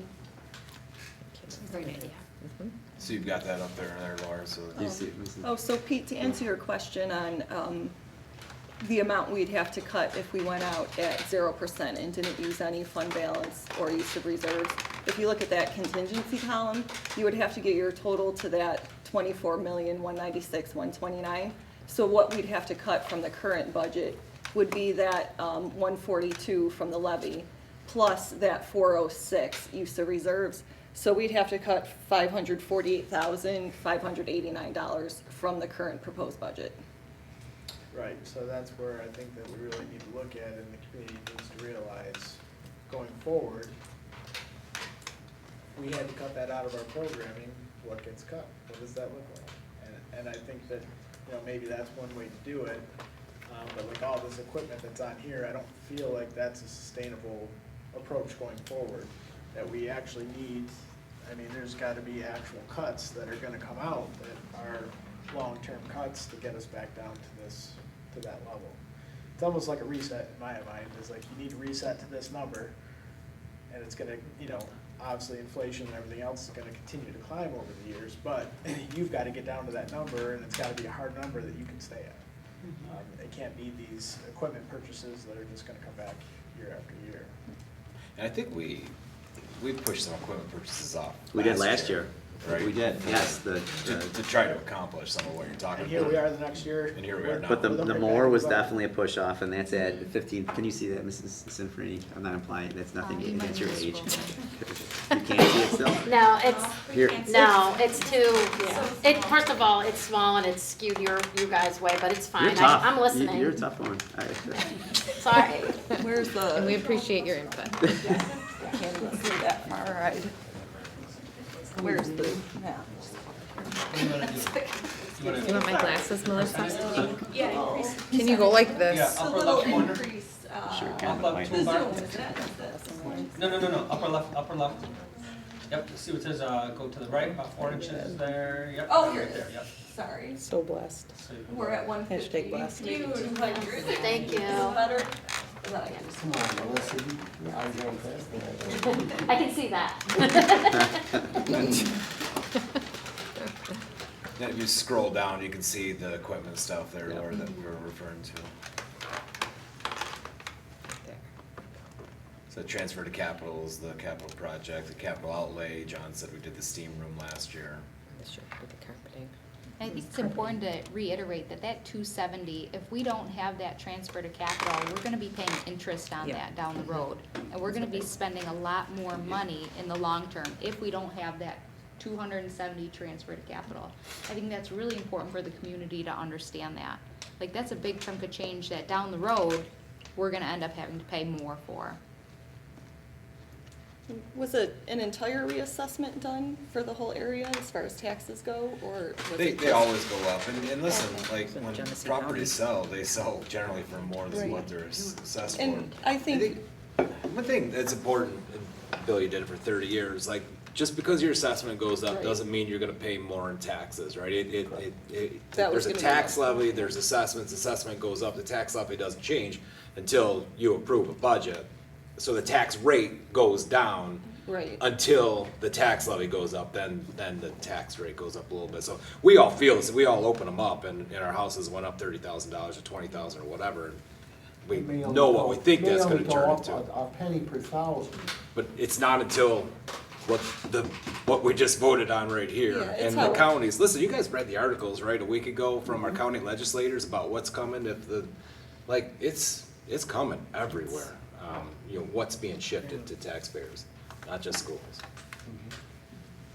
Actually, our job would be easier if the tax percentage just stayed the same as assessments went up, It's because. found money, right? It'd just be like, found revenue for us. Yeah, if everybody's assessment increases equally, it's just decreasing the tax rate. You're just splitting the same pie into smaller amounts. So your portion per thousand is smaller, your taxes will be the same. It's really how you're If yours goes up by more than your neighbor's. relative to somebody else's, correct? I don't know if anybody maintained the history that I had started here, but historically, the rates are in the area here increased about 3.5% historically, all the way across, on average, from year to year to year. There were peaks and valleys, but overall, it's about 3.5% per year. Here are the historical tax rates back to 2011, the rates per thousand. That's probably hard to see too. Where's the? Upper right. So you're 2282 in 2011 and you're 17 and a quarter now? Is it here? Left, I no, can't. left, a little left, This one? nope, to the right. To the right? This one? No, Oh. It's gonna be I a no. yeah, I'll just come up. Yeah, I can't see Here that that far. way. Sorry. The angle and the, let's try and make that bigger. There we go. So those are the tax rates since 2011, and yeah, they generally have decreased. And this is kind of what I was alluding to earlier. You know, people want to know financially what this means to them and to their household income. And That's easy. it's a good breakdown. Okay, yeah, go ahead, man. Yeah, so John, if we talk about making the buses a separate proposition, all else unchanged, we can go out at what for a tax levy? But when we make it a separate proposition, is there a way that we just have it out completely and then wait for that 45 days and then put it out again? You're gonna have, if you wanna do that, you're gonna have to go get them to do your legal opinion so that you have the right to borrow. Okay, so pending upon that, right? Dependent upon that, you would be able to then take that out, and then we have to come up with, is it a, what was it? Like It a was 170, 170 difference, Well, is that correct? right? So no, it's, no, well, that it's- So if you drops took us the by four- yeah. 450. 142 is what the 2.5 is, right? Right. And then we're borrowing on, or we're taking our reserves, what is it, what was it, Laura, out of reserves, 3? I'm Well, sorry. if it's a contingent budget, No, 400. no. Oh, okay, you're talking about the No, I'm regular talking about proposed right now budget. getting it to 0%. I don't know that. So listen, reserves, if any of us lose our job, we're advised to have 2 months savings, right? And we hate to use that nest egg, but I think we need to use these reserves to some degree to soften the blow while we figure out, is the taxpaying community gonna wanna pay more in taxes, or are we gonna offer less in services? So I don't know that that needs to become a zero. It sure would be wonderful, but holy cow, that's gonna be a smack across the face But immediately. how long have we been talking, like, I think that's the reality that needs to hit, because we just keep talking about it, and it keeps going, trickling down, right? So, I mean, obviously, we can get a little better each year, but how long does it take us to get there? And I think that, Well, you know, the tough part about all this is the negative tax cap, right? That is the biggest struggle that we have faced with this, where I don't know of a lot of school districts that have that right now, that I'm aware of, and I think that that's what makes this difficult. Yes, it looks like we're going up 2.5, but in reality, we're really going up 4. And it's just a hard pill to swallow, so like, I don't know what the likelihood of us being at a negative tax cap again next year is. And it's probably a good one, based on the pilots that we have coming in. Well, Does everybody know truly what the you know what I'm saying? We keep saying go back to negative tax cap, Right. and I'm not sure people Do you have this? might understand that, what Yeah, that it's means. over But there. that's very impacting to our decisions. We won't have another pilot coming on, as far as we know, so, Right. So it's cider solar that's coming on now, but, right? it's Edwards Valley. Edwards, Yeah. cider is well, and I coming. think the community needs to realize, even if we go out at 0%, we They- still need The 60% of the 60%. vote, Correct. even to get 0% of it. And people need to realize that as well, because it's not we're at 0%, this is a shoo-in. It's like, people still have to show up and vote yes for even a 0% budget. And also reducing the transfer to the capital project reduces our tax cap. So going from the 350 we had planned to the 270 put it a little further in the negative. So if we lose that altogether, I don't think, I think that would be as if we go to contingency, right? right, if we didn't do that. So, what's your hesitation, John, to pulling buses out of this and offering that as a separate proposition? I don't have any hesitation, you Okay, know. so that would be 450,000, and to get within the tax cap, when you'd be 5%, 1% is like 60,000, Yeah. so that's 300,000. So, is my math way off there, or would that put us? If you wanted to go out at a zero? Well, if we pulled the 450 off, that puts us below the tax cap. That puts us at Negative. -3 or something, right? So you're, so you, Any reserves? so are you, Wow. you're basically just getting to different numbers through different things, right? So Different the two ways. options we're talking about, contingency is currently off the table, I'm just clarifying for everyone here. Right. Contingency, we're not talking about anymore, we're saying the options are we either go out at 0%, which then requires the 60% yes. And then in that scenario, Pete's suggesting we would go 0% and remove the reserves from the budget. Correct. And then Matt is telling us that the other option would be, so that we didn't have to worry about the vote, keep the reserves, and then get us below the tax cap. So I'm not saying not worry about the vote, I'm saying if we're pulling $450,000 out, if you're saying just get to zero, you're pulling $142,000 Right. out. Out of that So maybe 350. you still pull all the buses out, and the difference is 450. less in reserves. So Right. you don't do the buses, so you save 450,000. 142,000 of that comes off the tax levy, and then the difference there is, appropriated fund balance or reserves or whatever it was. But do we really Or- feel or- like pulling the buses is a true savings though, because it's not really a true savings because we get that money back, Your- so. Your point's well taken, like it gets us to a zero, It gets us but to it gets us zero. no Temporary. buses, and the Right. taxpayers have to vote on whether they want to do buses in a couple months. But at the end of the day, we really didn't save anything, because we're gonna get that money back anyway, so to me, it's like, you need to cut Programming, $150,000 of true long-term savings. And that's it's not- programming services, it's Something. staffing, Right. it's, That's the decision The hard nobody's stuff. wanted to make for 3 years now, right? I mean, we've been trying to do it with retirements and stuff like that. We haven't wanted to go above and beyond that because nobody's wanted to make that decision. That's why we're all sitting here today. And I think the luxury that the community, even us as a board or in general, I've heard a lot of the comments even through this, that a lot of people just were like, well, I didn't know we really had a major problem, I would've went up and voted. Or just there didn't seem to be a ton of people, I know a lot of people personally were like, oh, I didn't know it was gonna be close, I didn't even go. I don't think we've been in, I mean, we have for the last few years, like this more heavy, but this is gonna be the trend, and I think it's probably just gonna keep pressing harder and harder, tighter and tighter, but we're even in that luxury.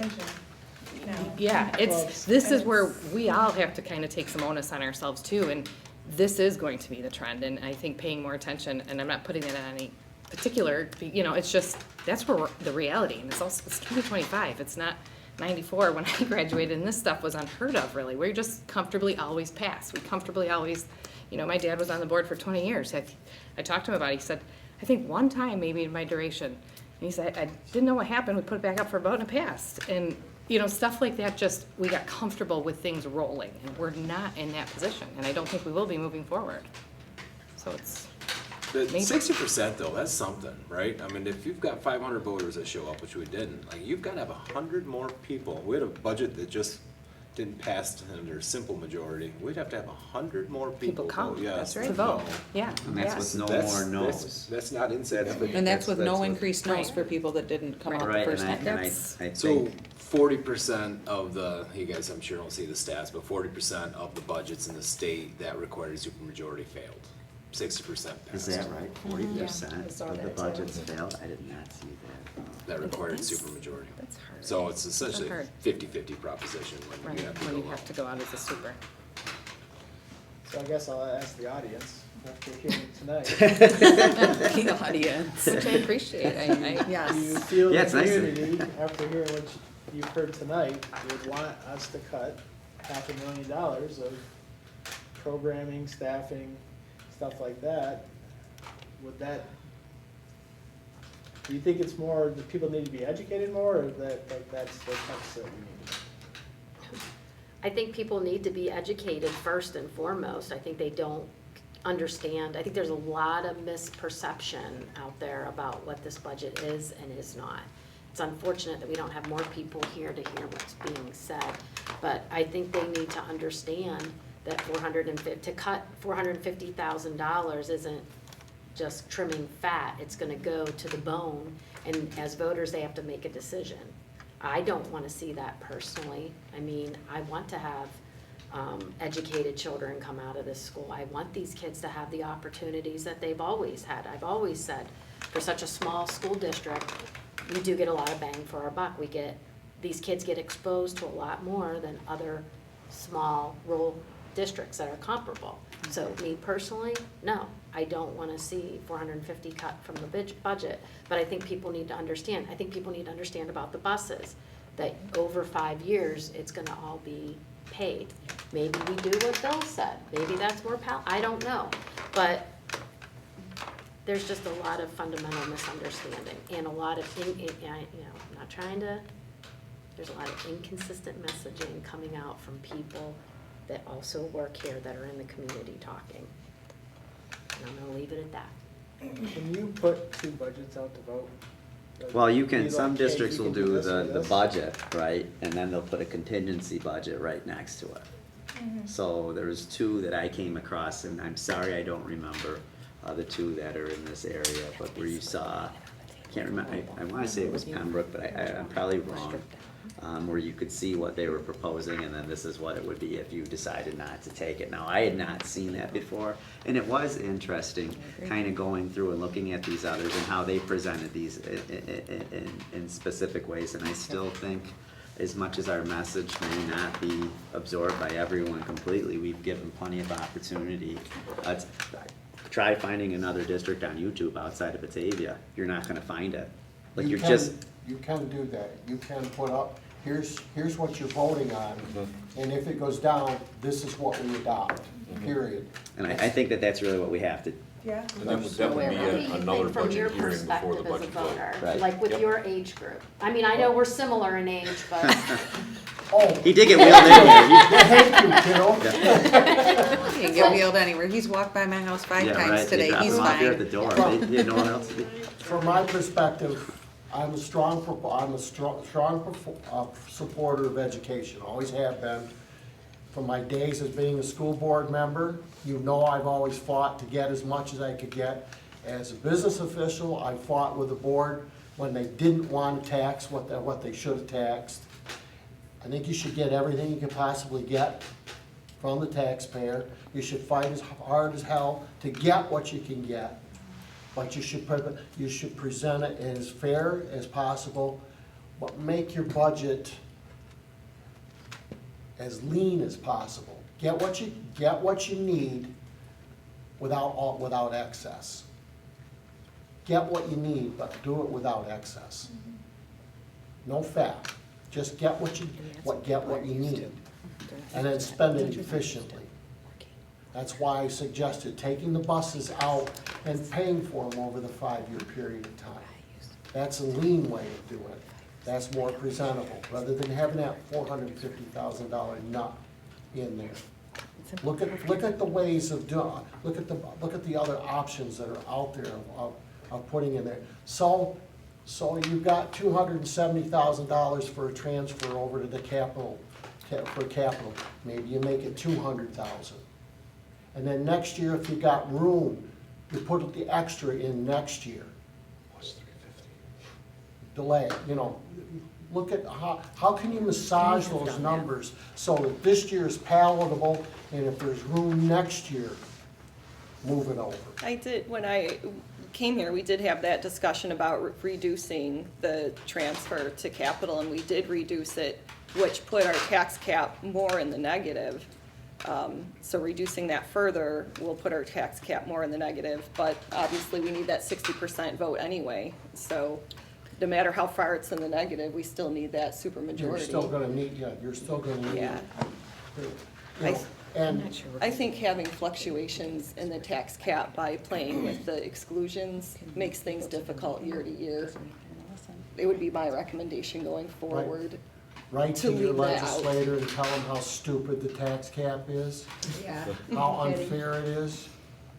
Don't be afraid to write to Holly and say, hey, it's time to get rid of this. Why are we penalized and nobody else is? Why does the town and the county and the village just get the board, do they get to vote on their budgets and not be penalized? And yet you have to go to the public. You get the wrath of the community. Write to your legislators and tell them, it's time that this goes away. You shouldn't be penalized. You're getting the wrath of the community. It Just like never you said. bothered me to write to them and tell them, Just like you said, you came and said, this is one thing I can say no to. Right. The other Yeah. stuff is already hit. You're Yeah. like, this is, I have a voice and I feel like I can do And that. it's, And that it's is, small, and I know that it's small, but I guess, and the other thing I did wanna say too is in the responses that you guys had, there was a lot of people mentioning things where they felt like some of the money was going towards some things that weren't helping all of the students. So maybe coming at with a budget that is more, where you're moving that around a little more, where it feels like all of the students are getting more of the programming rather than the sports. The sports are great, you know, but that's obviously something that people are feeling like not everyone is getting their money's worth as far as that's concerned. Just trimming as far as that, moving it around to where people feel like, I don't mind if you increase it because it's useful for everyone. I don't know what that means. You guys, I would never wanna do what you're doing, so well, we appreciate your voice. Absolutely. I think it's important too, I think it's, sorry. No, not at all. Don't mean to speak over you. You're not. I think something that we can all agree on, that we've heard over and over again tonight too, is that we need informed voters. And we want them to understand what's going on, but what is the plan to do that? How are we going to do that? So I think that's important for the board to discuss too, and how that message is going to get out. Is it going to be postcards? Is it gonna be a special newsletter? Is it going to be a budget narrative? Maybe giving some simple explanations of what goes into these lines and maybe how are they covered? You know, I don't think that everybody knows that 90% of those buses are gonna be, we're gonna receive that back, you know, so maybe some more of that information might, be important for our voters to see, so that they can be informed and know. That was in our budget newsletter that I believe, did that 8 pages get mailed to everybody or just, yeah, so that was. You're very used to reading those, Yeah. okay? You gotta Yeah. take it down to the Yeah. level of people that don't look at budgets every single day. Yes. You have to do the messaging so that the average voter understands what it means to that person specifically. How much is their tax gonna go up to Right. them? That's what they An need to know. example. Give the example about the buses. You can't, I mean, there's people that went to college that can't read that newsletter and understand what that means, okay? So you gotta inform people at the level of where they are, not respectfully where you are. this needs to be at the level of a 7th to 8th grader. Yeah, that's a great use case for AI actually, because you could take that whole newsletter and put it into one of the tools and say, write this for these audiences and simplify into bullets, and you could get a really solidified version that would be much more I think, at least from a coaching standpoint, assume that they have no idea what you're talking about. Yeah. And then just dumb it down from there, because, I mean, I'm a math teacher, I look at numbers, and when you throw, I mean, I work with 8th, 9th, and 10th graders. You throw a bunch of numbers on the board, they just look at all the numbers, they're not looking, like my wife said, I had no idea that of that $450,000 for that one bus or buses or whatever it is, that we don't really pay anything. But you see that $450 on the budget line and you're like, Holy cow. yee. But like if you can break it down for people, be like, hey, $450,000, but here's the deal, we're gonna get 90% here, we're gonna sell these old buses, and we're projecting this, and we don't know exactly what we're gonna get. And look, this bus is actually costing us nothing, or very, very, less than the car that I have sitting in my driveway. So like, just, The written explanation that's in the newsletter, that wasn't clear, the square about the buses. I'm gonna tell you, I didn't read it. Okay. A lot of people. 100%. I think I people are didn't so read it. used to I know not my having to father-in-law read it. didn't I really do. because my Because it's always father-in-law, been read it now, first thing though, he said because They of do. this. was he complained about the stadium. Not understanding that that has nothing to do with this budget, because a lot of your voters who aren't connected to the school in any other way except for like his grandchildren go there. They don't see that, no, they see the mess out back and they say, oh, where's the stadium? Oh, the stadium was fine, the cinder track 28 years ago. It's like, dude, you're relaxed, you're good, but like, they don't know all of the inner workings, they're not picking up the newsletter, they're seeing that and thinking that's what is wrong or the problem is, and I had to sit down and say, dude, no, the money's already committed there, that has nothing to do with what we're looking at now. Like, your average voter isn't reading the newsletter, isn't reading the budget proposal, and is just looking at the school as a whole and saying, what am I seeing? Because they don't come into the school, they don't see the inside of the school, they don't know the teachers, they don't know, a lot of them. Your kids do, your parents of the kids do, you know, your people who work here do. They know what's going on inside the school. Your average voter, especially because of our aging population, does not know what goes on inside the school. Doesn't know what the money's doing inside the school. They just see that and think that's where it's going and that's a waste of money. And it has nothing to do with that at this point. That was last year's law.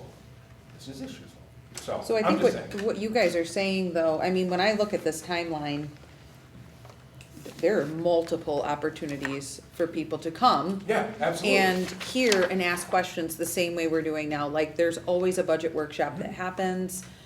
But what I'm hearing you say is, yes, the opportunities are available to people, and I do wholeheartedly think more people, if it goes to a vote, you're gonna see an increased number of votes because this has shined a light on a situation people maybe weren't aware of. I think people are gonna pay closer attention to the newsletter. I bet you we get more people viewing in tonight than we probably have in the past, because people are making an attempt to educate themselves now, knowing that there's this potential threat almost hanging over our heads of all of the great things that make Oakfield special might have to get cut back a little bit to save money. So I hear what you're saying, and I think that we need to be tasked with how do we get this message out in a way that makes sense to the community and is accessible to the community? And there's an Square, opportunity. Instagram, Facebook. Correct. And the news. And Yeah. I think this is a golden opportunity to do that now and then going forward, because Yeah. this light has been shined on us for this moment, being like, why did their budget not pass? And this is a golden opportunity to build it stronger from here on out. That communication piece, that getting the people you need to vote on this involved in it. Well, and I think there's also an opportunity, like what I'm seeing in it from a communications person, is that there's an opportunity for us to do like internal communications with all of our employees so that they understand regardless what the impacts are, and they have clear talking points and they're hearing very clear, succinct message that they can on repeat, Yes. use and understand, and have like a worksheet and a takeaway to say like, this is what I understand about the budget, and more clearly understand it, because clearly when we're studying these things, they're huge amounts of information, right? So they're distilling different facts than the ones we want them to take away from it, that are true and clear and easy for them to convey to other people. So we can probably help. And it with doesn't that. necessarily mean that they have to align with us. No. I mean, people are No. gonna have different perceptions. If you're on the front line, they might not agree Sure, with how. yeah, definitely not it- saying this is what you need to Right. believe, but this is the information, so that you all have it in a way that you can answer questions more clearly. Because we all know, everyone knows someone who works here, right? And everyone asks someone their opinion, and if they don't have all the information, you're getting really You're mixed. varied. Yeah, varied experiences of what it is really like. All which is very personal, and it's hard to decouple Yeah. sometimes your personal feeling from what we're faced From with reality. reality. I think we've had some healthy discussion here tonight. been great. And I appreciate people in attendance here. What I'm hoping that we can do, moving forward is that, we come up with a couple of options here, John. One, what does a contingency budget look like? And then two, what can we do as far as getting it down to that 0% and no reserves? So that'd be another what we look at. And then the third would be 0% with tapping into some of those reserves. So we see three different things: contingency budget. I think the Go no ahead. reserves, not to interrupt you, the no reserves, and Pete's greater point is, a big, big discussion. And I don't think you're getting that done in time to get this That's the done. other thing, is we have until the I 17th think- of June, which I is think- very tight. I think it's So- either, I That's think it's tight. either you get it to 0 and you lose less reserves, Just as- or you get it to -3 and we don't need supermajority. Right. I just want to let you know that the board has to adopt a budget by next Tuesday. The That's- voting is on the 17th, and if you do tweak this and we do go out for a revote, We have there to will meet be again. another budget newsletter, there will be another budget hearing where we can, explain some of these things, so there will be, additional time to do that, but we need a solidified revote budget by next Tuesday. So we can provide you a contingency budget, and then if you want it at 0%, as far as the use of reserves or not, Well, that's what the budget, that's what the bus proposal, we're taking it out completely. And then you have- Laura can crunch some numbers here and come up with, If we did You a know. contingency budget, do we have to have that in place by next Tuesday? Yes. In the contingency Correct. budget? So whatever is adopted Tuesday's the deadline, is what you're saying? correct, next Tuesday's the deadline, because the first notification of, When's the submittal on that? Like, what time? I know it sounds ridiculous. Is it like 6 PM? Well, I just, Right. this is a challenging week to me. it's a very again. fast turnaround. Yeah. Yeah. Well, is the contingency something we have to explore if we, at this point? I think we have to see it. I think the voter has to see the contingency in the newsletter that goes out. Well, that's an easy one, right? 'Cause It's we know already what the done. non-contingent It's- is, so it's Right. just you putting that together, okay. so That's already easy. done. That's Okay. done. That part's done. But then the two Option options two. that we're looking at is, with the bus as a separate proposal, right? Or pull it out completely and we come back and ban it. The pulling it out completely and banning it for later on would be that 90,000 that we would have to pay. Well, I think I think that's the sacrificial lamb, is the buses, right? Yeah. And Yeah. so you're offering one budget that's, no buses purchased, understanding everything that we discussed, and then the other one's contingency. So we just need John to get us the particulars of those, and then I think that's what we're offering, right? Does that 0% still need the supermajority vote? Yes. Yes. So I think Unless you that's go to important for straight. voters to hear again and again, that 0% still needs supermajority, so they need to come vote. Correct, and I think to Bill's point, we at the budget hearing, if you decide to go out for a revote on a certain one, at least explain what they're voting on. You can also show what is in the contingency budget if this doesn't receive, voter approval, so, that's the decision that the community can make. We meet again on Friday? Yes. I cannot. I could in the I know you morning, can't. But that's okay, it's okay. I know you can't. Yeah, that's okay. You'll be very aware of what's going on, obviously, but that's the next available date, is Friday. Okay, can we, already doable? Okay, all right. You wanna meet at like 4 o'clock, 5 o'clock? I'll Keep talking. fuel up my rocket ship and get here as fast as I can, 4 o'clock. Can we do it 4:30? 4:30. 4:30? Is the morning an option for anyone? I don't know if that works better. If it is, I can do the morning. I believe there's a field trip that day. That day? I don't know if I can do. That's okay. I just was throwing it out Yeah, as an option. if that's what everybody Fifth can grade do. living museum is that afternoon. Oh, next That's in the afternoon. Like a museum and then the Is there a moving? county park, I believe. Is that the? Oh, County that's Park right. is that County day. Park One of the is- girlies are going. I don't know if it's Lauren, so third County's grade. Grade, Yeah. yeah, third. What'd you say, 4:30? 4:30? My best. We do this now. We got to. We have to? Well, thanks, everybody.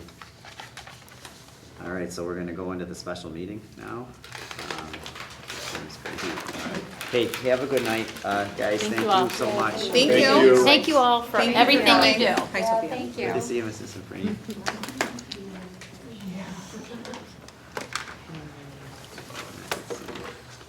Okay, Are the Geez cameras Louise. off? No, you canvas have to stay on. They stay on? Yeah. Okay. I didn't know. So. First timer. It is, it's all of us, I guess, right, Maria, for this? It's 9:09, so I'd like to call the meeting to order. If you could please rise and say the pledge of allegiance to the flag. Pledge allegiance to the flag of the United States of America and to the republic for which it stands, one nation, under God, indivisible, with liberty and justice for all. I did that 12 hours.